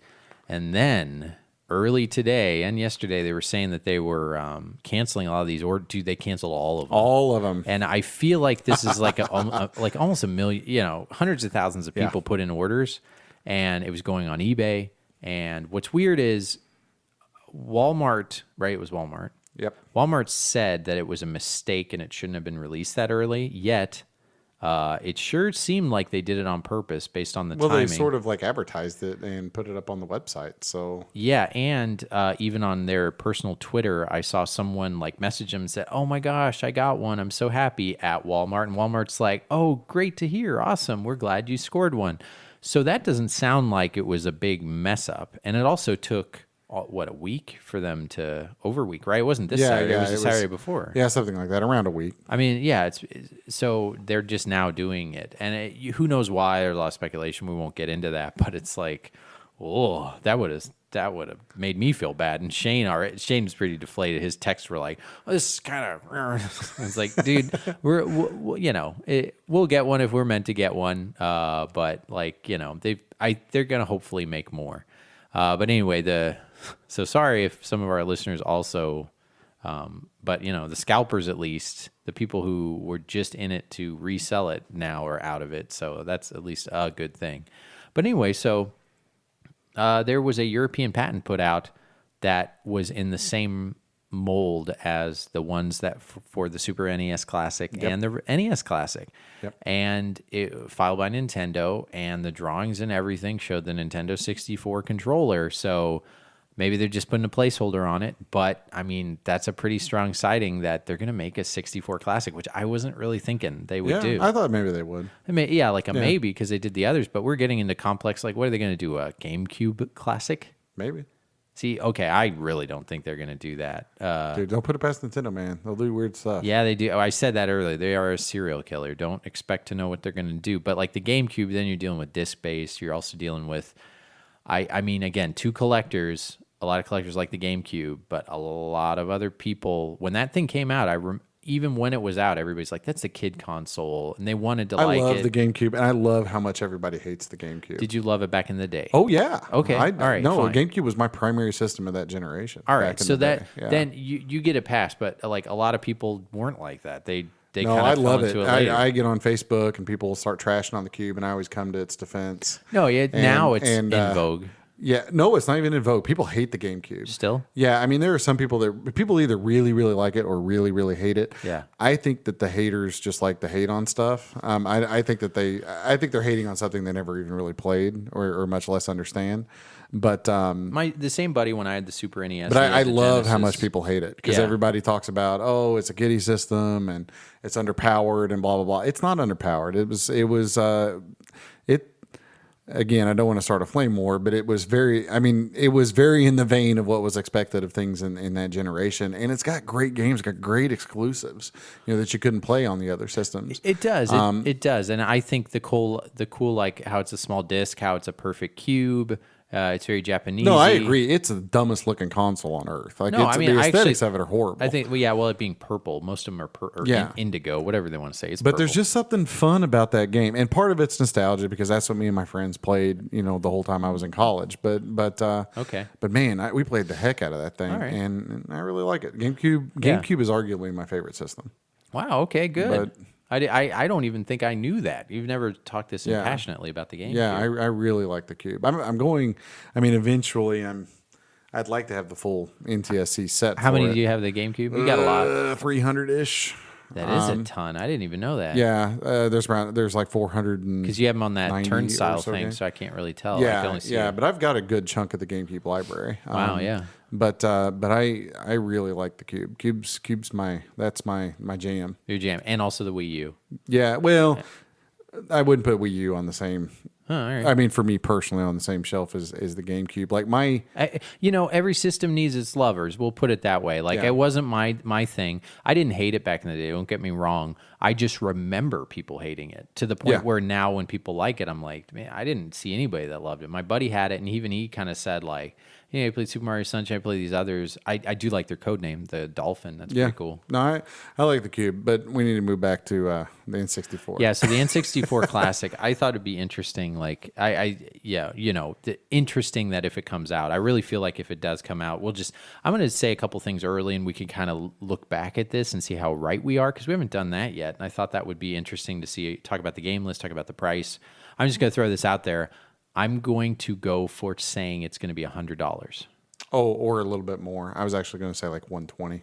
Really? Okay. 119. I think that might be hard for an emulation machine, but at least we're both on the same page of saying it's going to be more expensive. So the NES Classic was $60. The Super NES is $80, but it comes with two controllers, so that's how they kind of say that's where the other $20 comes from. But you have to remember, the way I'm thinking about this is the Virtual Console. So Nintendo values their games at a certain value on their Virtual Console. The NES back in the day on the Wii were $5. Yep. The Super Nintendo were $7. Yeah, depending on title, but yeah, 7 to 9. And the N64 were 10. Yeah. And that was kind of cool when you played, I remember the Wii, and you wanted to play Mario Kart, you wanted to play Smash Brothers, all the main Ocarina of Time, when it'd be $30, everything was 10. Yep. And that was kind of neat. And then unfortunately, then you realize like, oh, I'm so used to playing this on the 64 controller. Say what you will about if you liked it or didn't like it. I was a fan of it, but I do understand how people weren't. But for the 3D effects, there's only one dual whatever. What am I trying to say? There's only one analog stick. Analog stick. Yeah. Thank you. There's only one analog stick, but I didn't hate the controller. I know a lot of people don't like it, but when I try to play Mario Kart on a Wii controller, I was like, oh, I can't do this at all. I'm just so used to the old way. Okay, so that's our price guess. You're saying 120. I'm saying 100. For me, it's based on the virtual console prices. Yeah. So they can't devalue it. Sort of. I'm basing it on they can get 120. Oh, sure. Yeah. Yeah. I think they can. I'm also wondering. Okay, game list has went from 30 to what's this last one? 22, I believe. Yeah, 22. Yeah. I'm gonna guess the game list is gonna be like 9. I think it's still going to be around 20. You still hit 15. 20? Really? Yeah, Okay. maybe. All right. Maybe 15. They've been doing weird numbers. I'm gonna say like 11. I'm gonna go 16. Okay. 16 is going to be my number. I think that's a lot. Just also you're dealing with size. They're going to have to do a different chipset because the size of the 64 games are just bigger than the rest of this stuff. And then you're dealing now with the library. Yep. So this is kind of what I want to talk about. Maybe we can just quickly kind of do some guessing of what's going to be on there. And since I only picked 9, I'm not going for. So I'll go ahead and throw the 2 obvious ones out there. All right, go ahead. Or how about we go back and forth? Okay. Or something? All right. I'll go obvious number 1. Yep. Mario 64. Mario 64. Okay. That is obviously a slam dunk. I'm going to go another slam dunk, and that is Mario Kart 64. Okay. I'm going to go for obvious number 3. Okay. Ocarina of Time. Obvious. I agree. All 3 of these are going to be on it. If they aren't, they're just going to be on it. For sure going to be on it. What past that? I also think Smash Brothers is going to be on there. Smash Brothers will be on it. And I'm still saying there's 4. You're saying there's way more, so we're a little different than that. But Smash will definitely on it. So you got Mario Kart, Ocarina, Smash Brothers, and then another, I think, F-Zero X. F-Zero X. Okay, I feel like that to me is not a home run if they're only going to have 8 or 9, but we're going to say F-Zero. I'm going to also Star Fox 64. Yeah, of course, right? Be on, sure. So we've got Star Fox. So we're already at, for me, 1, 2, 3, 4, 5. We're already at 6. But I do feel like if they have 9 or 11, those 6 are definitely going to go on it. And past that, I think it's kind of up in the air. Let's just throw stuff out there. I'm going to say Paper Mario. I think they're going to have to put an RPG on there, so Paper Mario would be a good pick. Yeah. So, and as an aside, Paper Mario is in my top 10 personal favorite great games. game. And I'm not a big RPG guy. I played this way late. I played this in my later mid 20s. All the Paper Mario-ish kinds of games are really good. You know whose favorite game is Paper Mario? Top game of all time? I'm not sure. Ken Levine. Oh. Ken Levine was the guy who created BioShock. Mm-hmm. And BioShock Infinite, BioShock 2. Really interesting creator. Obviously nothing like it, but man, Paper Mario is dang good. If you're ever on the fence, just play the first 20 it's really minutes. Good. Oh yeah. You can play Super Paper Mario on Wii. Great game. Thousand Year Door on GameCube. Yep. Great game. Yeah. The Wii Color Splash, I don't know. It's supposed to be really good. That is one of the Wii U games I still don't have. Yeah.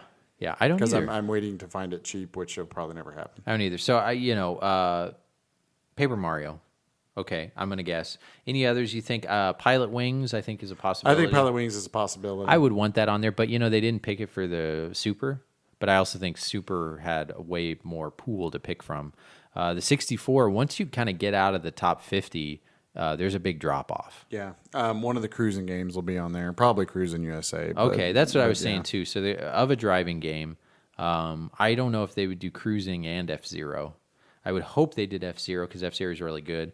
Cruising USA, I know why they'd pick it, but I would pick, in a perfect world, Beetle Adventure over that. Yeah. But it's an EA game, so I'm not sure if that'll show up or not. Yeah, I don't think so. And then another one I think would for sure be on there. One of the two is Banjo-Kazooie. Yeah.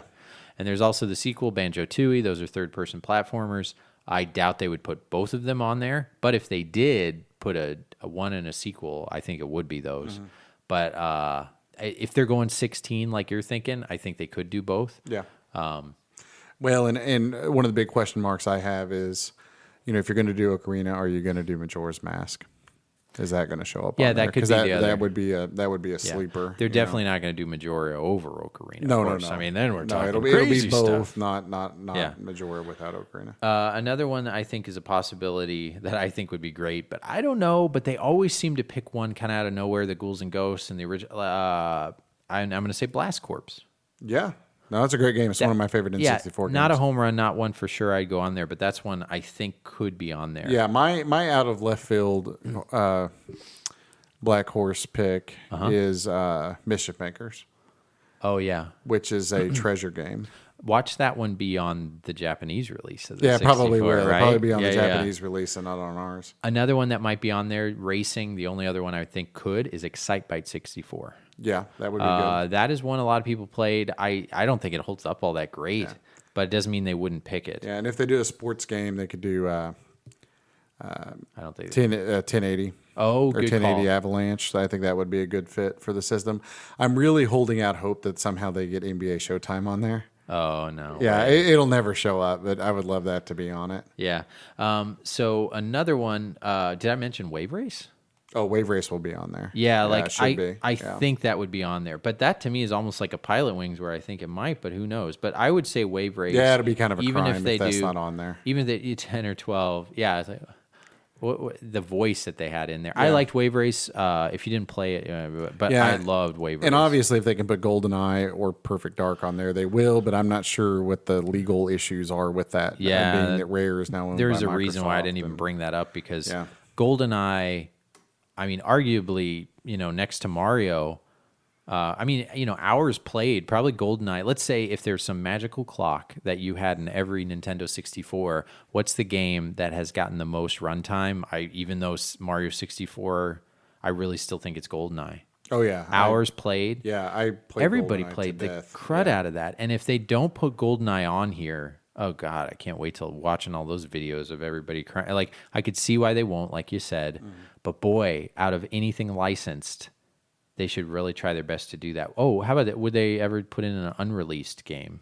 Do we even know any They could unreleased? bring some Japanese games like Sin and Punishment over here Okay. that were not released here. Sin and Punishment's a really good game. That might be the only, yeah. And they did redo it for the Virtual Console, put English in it, Interesting. revamp it, so they've got the ROM. So it if, would be very easy. if to they put it want to on there. continue that whole thing, I do agree. Sin and Punishment Yeah, would be Sin the and- one. Sin and Punishment definitely could show up. So another one I've kind of glaringly mistaken because I went right past Mario Kart 64, Diddy Kong Racing. I think that would be on there. yeah, definitely could show up. Now putting 2 kart racers on it, if they've only got 9 or 11, I think I don't know if they would put that on there. And again, we're going with if they're going with the 16 guests that you're going with, I think that would fit. I think there's an outside chance of Yoshi's Story showing up. Oh yeah, I never Which played that one. that's a very polarizing game. People either really like it or really Did don't they like put a it. Yoshi in the NES one? Did they do like Yoshi Cookie? I feel. I'd have to go I back don't and think look at so. the list. I I don't actually think don't so. think. I don't think there's any standalone Yoshi games. Yeah, in there. another kind of outsider that could possibly go in. Dark Horse, we'll call it Jet Force Gemini. Jet Force Gemini.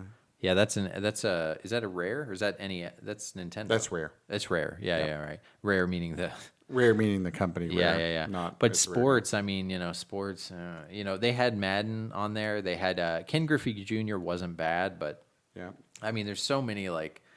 Well, there's still may be licensure issues with it too, being that Nintendo doesn't own part of the Mariners anymore. Yeah, they could. I mean, maybe if they had 20 Wayne Gretzky 3D hockey, but I highly And we doubt also it. didn't mention Rogue Squadron. Yeah, I was about to say that. Very good. Yep. Rogue Squadron and Shadows of the Empire. Yeah. I think those are about almost even. But as far as which one's a better game, Rogue Squadron's great. But Rogue Squadron could. But then Yeah, you got Rogue the Squadron's license. usually the better game of those two. Yeah. I just personally I played Shadow of the Empire a lot with a I buddy. played it a bunch back in the day. But Shadow of the Empire I don't think holds up as well. Or not holds up as well. it's hard uneven. to play. It's hard- uneven. It's Like, difficult to play. Yeah, there are parts of it that are really good, but there are parts of it that are very clunky. That's a game that could have spent another 6 months in development. Another dark horse, but was popular at the time, but is a weird game. Turok. Turok. Turok was I loved Turok way back when. Turok. I mean, honestly, if you had a 64 back in the day, likely you had Turok. Even though you had GoldenEye, you had the others. because as far as a first-person shooter, that thing was different. When you put in the codes to do the God mode and everything like that. Yeah, it has some really cool codes in it. Yeah, and unfortunately, the wrestling games can't not mention that. I was going to say, if there's a way to get a wrestling game on there, but again, it's going to be licensor issues. Well, with those. not just that, the licenses run with those wrestlers. Yeah, that's what I So mean. they're gonna They be have all generic. kinds of, they have all kinds of likenesses in them, and Yeah, if they make it And, 100% generic and some, but who would do that? So that I think would be awesome, but I don't see it happening. not gonna happen. It's not going to happen. But besides that, any Pokemon games, probably not. Yeah, the only other glaring thing I think maybe we haven't mentioned is I think one of the Mario parties Oh, good will call. show up, either Mario Party 1 or 2. Yeah. Probably 2 would be my guess. Yeah. 2's a little bit more refined than 1. And then they wouldn't have to worry because it's first party to pick the one they wanted. So yeah, you're right. Mario Party, I think, would go in there. So if I'm just saying, like, if there were 9, Mario 64, Ocarina of Time, Star Fox, I think Wave Race, Paper Mario, Mario Party, Excitebike 64, Diddy Kong Race. Those are the ones I think for sure. And then maybe F-Zero X. Those I just think, and a couple outliers with like Pilot Wings. But if they do the 16, then I think almost all the ones we mentioned would be on there. Yeah. And the Dark Horse, I think we already kind of covered. I don't, the other great, obviously, is Conker's Bad Fur Day. Yeah, that won't be on there. No way. Yeah, that won't be on there. I started, a few years back being like, I'm going to get all the N64 games, so it'll be an easy, system to complete the set for, whatever. And I got up to about 100 or so, and I just stopped. Yeah.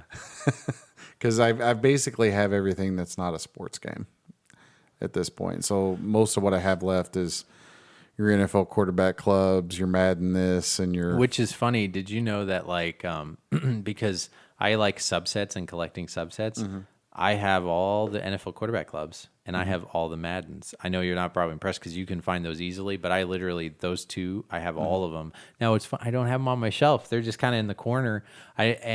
I had Madden 64 back in the day. I had quarterback club. Okay. I had Madden 64 back in the day. I still actually do have the original Madden 64. So we won't talk much about it because talking about quarterback club on our podcast is wasting people's time. But I did have it back in the day, and quarterback club was very good for a football game because back then you had the PlayStation with its kind of polygon graphics.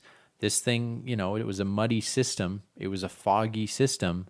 That would be 64 would be an interesting episode for us to like go into depth with, because the reason for the fog and the reason for why that system looks so poorly has a lot to do with some kind of poor decisions they made. A lot of them having to do with the cartridge limitations and stuff, and why it looks bad and why you can't really clean that image up very well. No, I struggle sometimes with that entire generation. I think that whole generation kind of doesn't hold up super great for the most part, at least the polygonal games. Yeah. I think there's a lot of 2D games from that generation that hold up great, but a lot of the polygonal stuff just looks like garbage. If you go back, it's clunky, and I mean, it's all growing pains. But boy, there's a lot of stuff that it's hard to go back and play from that generation. But man, they can pick you can pick 20 good games and that thing would be awesome. It really would be. The 10's going to be hard because, again, I'm leaning more towards 9 or 11 or 10, and you're going to be missing some. You can't have both if it does only have 10 games on it, it will not be $120.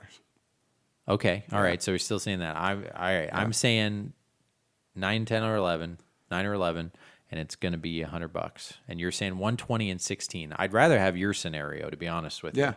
But I think every game we listed, I don't see them picking anything else. That system. You know what would be awesome if it showed up on there is what's that? Final Fantasy VII. It was originally supposed to be an N64 game. Oh yeah, yeah, and that's right. So there probably is some early beta version of Final Fantasy VII for the N64 that does not look very good. That exists out there. I actually have old magazines, video game magazines, that show screenshots of the N64 version of Final Fantasy VII. Okay, so they did get somewhat far. Yeah, it's or either that or they were just like, here's something for you to put in your paper there. But yeah, maybe there's something out there that exists like that. It would be hilarious. Yeah, so not going to happen though. Yeah. So interesting. N64, if it comes out, it might come out a year from now. Those were kind of our guesses. I'm sure they're similar spot on to what other people think. But man, this thing might be a thing. That's super interesting. Those are our picks. We'll go back and look whenever this thing's released in the release list to see how accurate we are. But anyway, that's a Nintendo 64 classic. So get hyped if you want to get hyped about that. All right.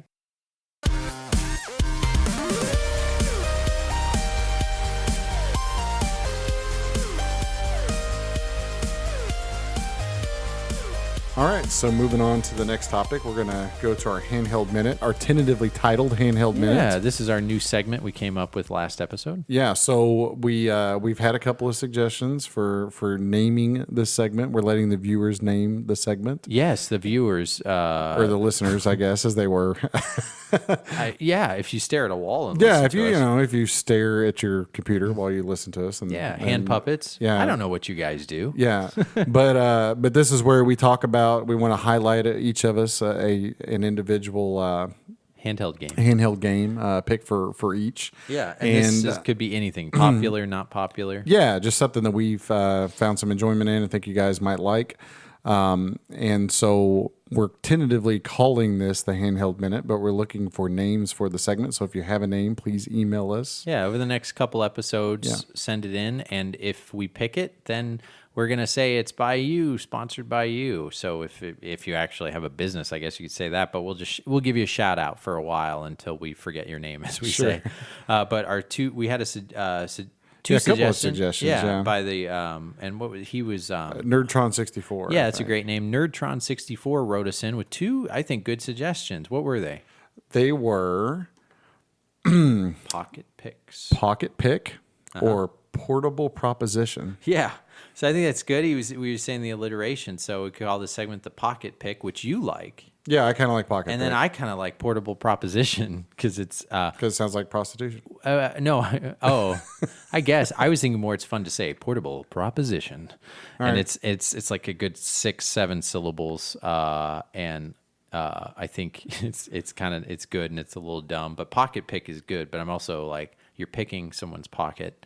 But I think both those are already better than the handheld minute. So far by default, one of those might get picked. So if you have a suggestion if you have your suggestion for our little segment, let us know. All right. So what is your handheld minute game that you are suggesting for our listeners? Sure. So I'm going to go with the Vita pick this go round. Look at that. We're talking about. Have we talked about the Vita? We've not given in 18 episodes. I don't think we've talked about the Vita at all. Now, in fairness, how many of our listeners would own? If you own a Vita, let us know. We'll send you a shirt. I'm just kidding. Yeah. Well, no, because we'd send no shirts. I like the PSP and the Vita, but I've spent a fair amount of time playing the Vita as well. But there's a really good game called Tearaway for the Vita, and that's the one I wanted to talk about. The Vita. Right now, the Vita kind of lives off of like these indie games and like there's a lot of Japanese games like import. Vita did fairly well in Japan. It is a huge cult. We've talked about all this, and we forgot to we just talked about the Turbografx, the Wii U, Dreamcast. The Vita has a strong, really small but strong community. Yeah, there is. There's a few people that buy a lot of Vita stuff, and are very dedicated to. And for those who maybe don't even know, this is the kind of sequel to the PSP PlayStation Portable, which I actually thought that it was going to be a huge system whenever it was first announced and before it came out, and it released to some fanfare, but then quickly fizzled. Yeah, and never really caught on. Some innovative stuff with the system. We don't have to go into it. But it looks great. I mean, it plays really well. I don't own one. They got rid of the optical media disc and went with little SD card looking cartridges. Yeah, kind of like the Switch. You know what's kept me away from that thing? The little cartridges. No, the memory cards. Oh, yeah. No, the proprietary memory. Yeah, just like the PSP, they use a proprietary memory card that costs like 8,000 times more than just a regular SD card. But the thing about the PSP is they would use those memory cards that were in the PSP for their cameras. Yeah. So you could get them cheaper. Yeah, still not cheap though. But this one, I was like, I would think about it, go back and forth, and I never got one because, yeah, the memory cards are redonkulous. Yeah, they're crazy. Yeah, they're crazy expensive. 16 gigabytes, and you're spending like 180, whatever it was. Yeah, it was, especially when it first released. They But were just they still are astronomical. not very inexpensive. Yeah, they're still very expensive. So for the amount of anyway, storage. enough talking about the Vita, but your Vita pick, tell us about it. Anywho, Tearaway. So Tearaway is made by Media Molecule, which are the same people that made all the Little Big Planet games. Interesting. So if you like Little Big Planet, you will like Tearaway. Uh-huh. It's I bought it primarily to play with my kiddo because it's all done like scrapbook. It's sort of paper mache scrapbook, and Style. and it really does look like a scrapbook. Cool. But whereas Scrapbook it, but is it a platformer? yeah, it's kind of a platformer, Okay. but whereas Little Big Planet is a side-scrolling platformer, you know, Mario-ish. This is a 3D platformer. Okay, so it's Crash Bandicooty. So it's a little bit Crash Bandicooty, but a little bit more open space than that. It's super cutesy, kind of. They have the British narrator, Okay. kind of like Puppeteer, Okay. or I think it's the same guy that does the Little Big Planet games. But really cool game, looks super awesome, kid friendly, plays really well, really polished, just a cool game. Okay. And I don't think if it depends. I mean, I think it has universal appeal. I don't think you have to be a little. It's not so kidsy that someone who's not a kid can't enjoy it. If that makes sense. It sounds like it's got some artistic flair. It does. It's a very artistic game, but it has mass appeal. I mean, if you just like things that are nice and fun, you'll like it. All right. If you have to have a lot of blood and guts or something, you probably won't. But it's just a good all around fun game that you can play with anybody in your family or whatever. Yeah. So if you're interested in the Vita, definitely try to check that one out. Item played it. They re-released it on the PS4. They did. And Yes. I've heard it's taken away some of the functionality they incorporated because the Vita has a camera. And it has a touchscreen on the back. So yeah, there's some kind of things specific for the Vita that probably make it better to play on that. But if you want to play this game, even though this is the handheld minute, you can end up playing this on your PS4 if you have one of those. Yeah, and It's both pretty versions inexpensive. are good. I actually have both versions. Have you played them both? I played them okay. both, yes. I have it for PS4 because I got it real cheap one day, but I've yet to play it. But I want to, but that's a great one, I think, also a great excuse to play with the kiddo. How did Grayson like it? He likes it. Yeah. right. I haven't. It was about 6 months ago or so that I really got it out and tried to have him play it, and he's matured a little bit since then. So I think you might get a little bit more out of it this go round. Okay. Next time I get it out. But yeah, he really liked it, and he liked watching me play it. It was one of those where he'll kind of run around and do some things, and then I get us to the next level kind of situation. But Cool. But really good to play with the kid. All right, your handheld minute recommendation by Adam, our video game dad, is Tearaway for the PlayStation Vita. Vita. Nice. We're hopping around. All right, my pick. I'm excited. I am picking from one of my top 3 systems of all time. The one that if there's a fire, I'm going to grab this one. It might surprise some of our listeners. That's a Game Boy Advance. The Game Boy Advance is like a better Super Nintendo. We kind of talked about this. This thing is awesome. If you want to play it through your Super Nintendo, you can get an adapter, folks. The price for this, the amount of gems on this system, I could just go for days. I have a lot of games for this, and there's just so many great games. If you're looking to collect, even if don't like the small screen and the small hands, like I said, you can buy a $30 adapter and play this through your Super Nintendo, and then you've got a whole library of, I don't know, like 600-700 games. Yeah. Probably a ton. Yeah, and a lot of good ones. Yeah. So, okay, I'm going crazy on the Game Boy Advance. Let's talk about the pick. And this might surprise you when you hear this title, but hear me out. So my pick for this episode is going to be Lilo and Stitch for the Game Boy Advance. That's a kidsy game. Yeah, I mean, what am I doing? It's made by Disney Interactive. Isn't that a Disney movie? Isn't this game inexpensive? And yes, to all this. This is a game that when you see it in a lot, you're not going to think twice if you don't know what this game is. So this game is Metal Slug. Like it is. This game is Metal Slug and done well with some Disney polish. Love them or hate them, Disney puts polish on their stuff. If they went hardcore and, Nintendo wasn't a thing and they made their own system, they got the same kind of polish. Nintendo, if you like Nintendo polish and you understand that, you do understand Disney's got some polish to them too. So you don't need to know about the movie. You don't even have to like the movie. You are a 2D side scroller, super colorful. Looks really great. Like kids game, but like It's kind of got the pre-rendery sort of Donkey Kong Country sort of look to it. yeah, almost. But it really it shows off the power of this kind of little system. And also, you got guns. You got guns, and it's a Disney game because he's like a little alien guy. Stitch is, if you've seen the movie, just this thing that's landed, and the setting is like a tropical setting. You're on the islands. Forget all. Even if the gameplay in this is tight, the level design is really good. The difficulty is not easy. It starts out easy. They also made a sequel to this, so I'm actually picking both games. There's Lilo and Stitch and Lilo and Stitch 2. This is all day a $3 game. This is all day a game that someone, if you'll find it right next to Barbie, you'll find it next to like My Fairly Odd Parents, all these other Disney Nickelodeon things because they made the TV show. But this game is good, really good, and either one is great. The sequel's good.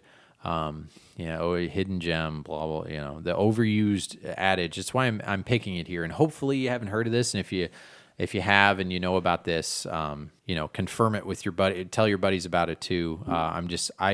It's rare that you can get a $3 game that everybody overlooks, and it's really good. So if you find it, or you find it in the lot, or maybe you even own it if you're a collector and never popped it in, pop it in because it's Metal Slug, and to me an even better Metal Slug because I like Metal Slug, but I also feel it's kind of grainy and kind of warlike and kind of brown. Yeah, I love Metal Slug. Yeah, Metal Slug's... I can't say anything bad about it. I'm not saying bad. I just, for me, it's all about... I do like a little bit of the aesthetic style, and there's like 100 Metal Slugs out there, and they're all kind of slightly different, and people have their favorite. But, to look at each level as you go on, it's more just gameplay, and this has the gameplay, and So I have it's a got question some for different you. flair. Ask me away. Have you ever played Alien Hominid? Yes. That's very good. It strikes me as being Alien Hominid-like. Yes. And I love Alien Hominid. Does Alien Hominid has slightly a plane, though, to it, right? It does, yeah. So it's not perfect 2D. And Alien Hominid actually started as a Flash game Yep. that you could play online, but then it got developed further and came out. I think it came out on all three, PS2, GameCube, and Xbox of that generation. If you own any of those systems, it's not a super uncommon game. It's not a super common game, but usually you can pick it up dirt cheap if you like run and gun shooters, Contra, Very good. Metal Slugs, your Lilo and Stitches. I'll just throw Alien Hominid in there with yours. Another good Super suggestion. game. And because I love the GBA and I know it so well, this might be interesting to you, and I still need to get it. There's an Alien Hominid GBA. But it's an import. It didn't I come didn't out know here. that. So you can, and also the GBA is region free. So even though Nintendo's like, the GBA was region free, so you can get the Japanese games or the import games and play them. There's the problem with also GBA. There's a lot of bootlegs out there, but Alien Hominid came out in the PAL region. You can import it. I don't think too much money. I kind of forget last time I looked, but it's not crazy. It's not $100 or $50. But yeah, you could play Alien Hominid on your Game Boy Advance as well. But anyway, back to the Lilo and Stitch. Give it a try. This is one especially if you play it, write in or play, and you can confirm, or you've got some memories of it too. Just let me know. But anyway, Lilo and Stitch, great game, not a kid's game. Under the radar, you'd never know it. Hopefully, some listeners pick it up and give it a try. Those are our video game. Sorry, I'm so do that every time. Our handheld minute picks by our video game dads. All right, so we have an announcement that we've alluded to it a couple of times, but we wanted to let everyone know that we're going to have some goings on here pretty soon. August, I believe the 11th through the 13th. Does that sound right? 11th is Friday, and then Saturday is the 12th. So Saturday and Sunday. Saturday and Sunday. Yep. Sorry. That's all right. I will be in St. Louis. Yeah.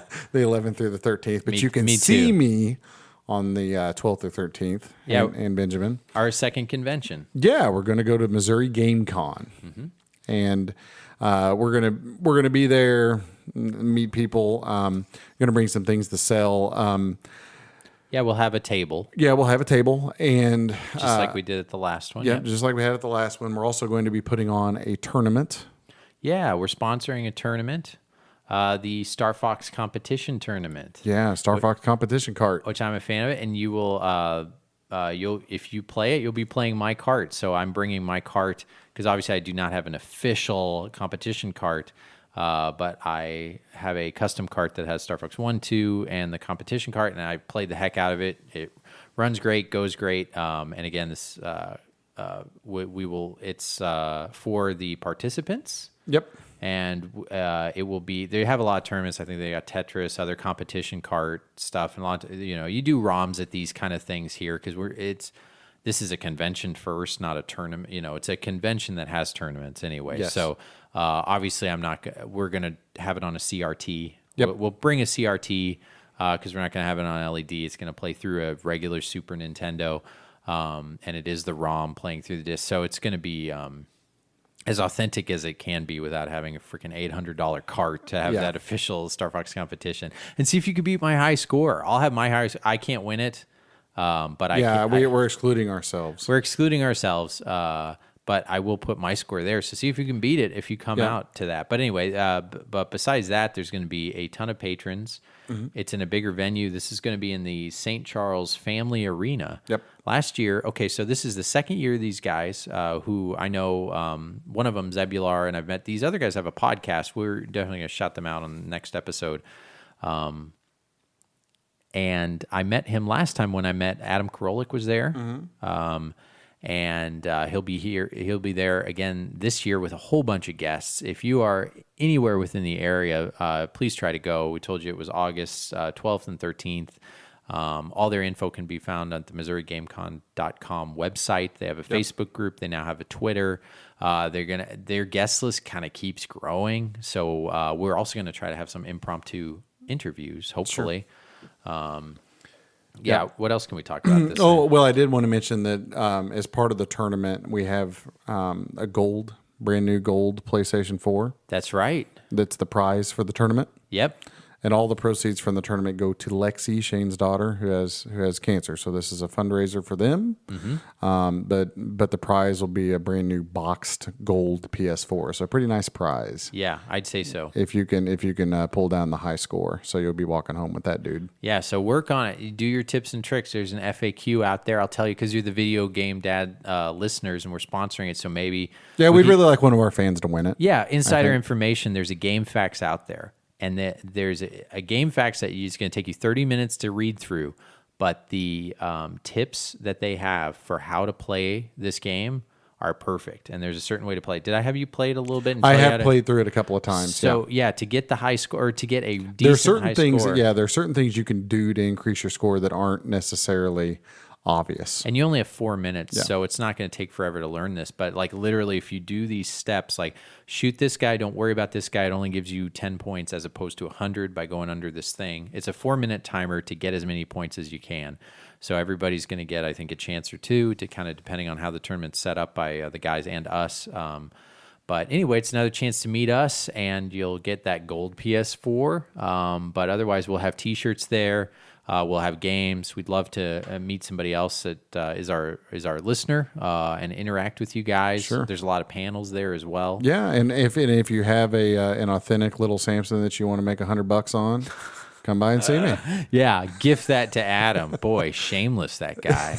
But it should be big because last year they had it in a lodge, and I was the only Video Game Dad that went. I think I maybe mentioned it in earlier. Yeah, I was working that weekend. Yeah, both you and Shane couldn't go, but I was like, dude, it's a con. It's a couple hours away. Wife and I went, and we hung out with some friends, so I'm going to go again this year, but I'm happy we're all going, and they did so well last year. These guys seem to be doing really well. We're jealous that, of all places, St. Louis. St. Louis and Kansas City have this non-existent, somewhat comical rivalry. We're very different cities, the two of us. Yeah, it is a very different place. St. Louis is, even though we're in the same state, we're on the opposite side of the state. It's not like we have a lot in common anyway. But they're doing a great job holding up this tournament. We don't have a tournament here in Kansas City. We'd probably be the ones to start it up. Yeah, if we were to want to undertake that headache. Yeah, if we didn't have the dad part of the video game podcast, maybe we'd do that. But anyway, excited to go. Excited to see some maybe hopefully make some new listeners there. And get to meet some people and find some games for ourselves. Oh, yeah. Just meet people. It'd be fun to meet, hang out with Adam again. Excited about that because I met him. But we talked a lot, got to know each other, and still message each other. So it'd be cool to see him again and see what kind of games we can find. And we'll have a lot of games for you to pick from to come by our table. Not buy our table. We've already bought the table. You know what I mean? Come by our table and see some of our stuff and everybody else's. Yeah. Zero Dragons! Oh my God, he just ran in. God damn it, Leroy.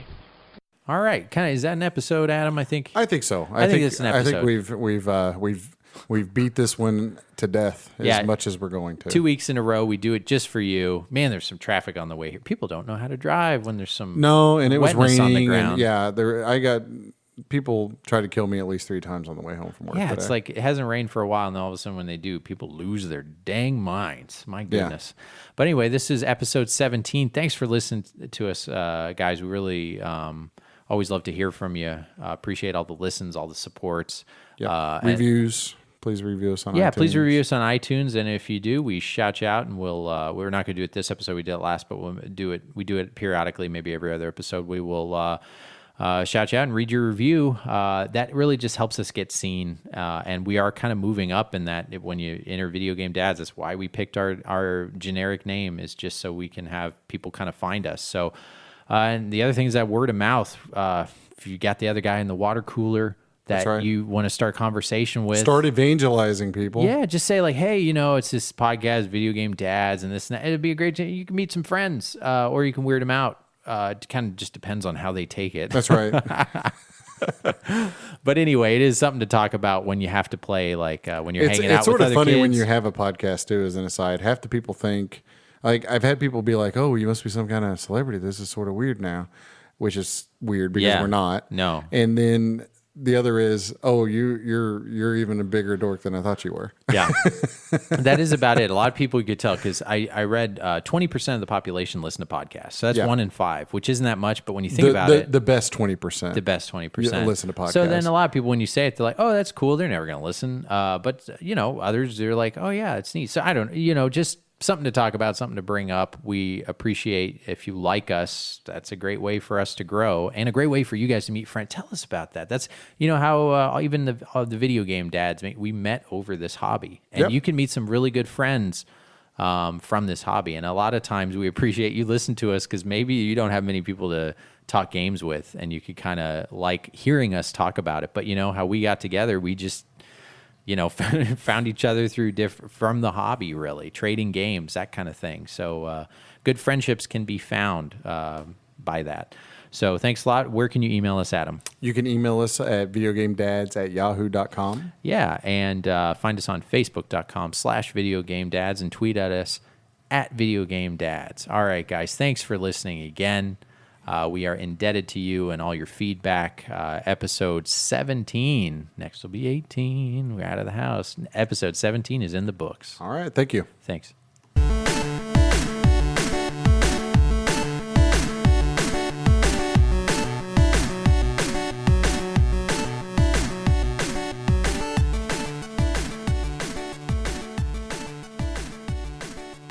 If you enjoyed that music, please check out Evan King on Bandcamp for further details, and you can download some for yourself. Thank you. Bye-bye.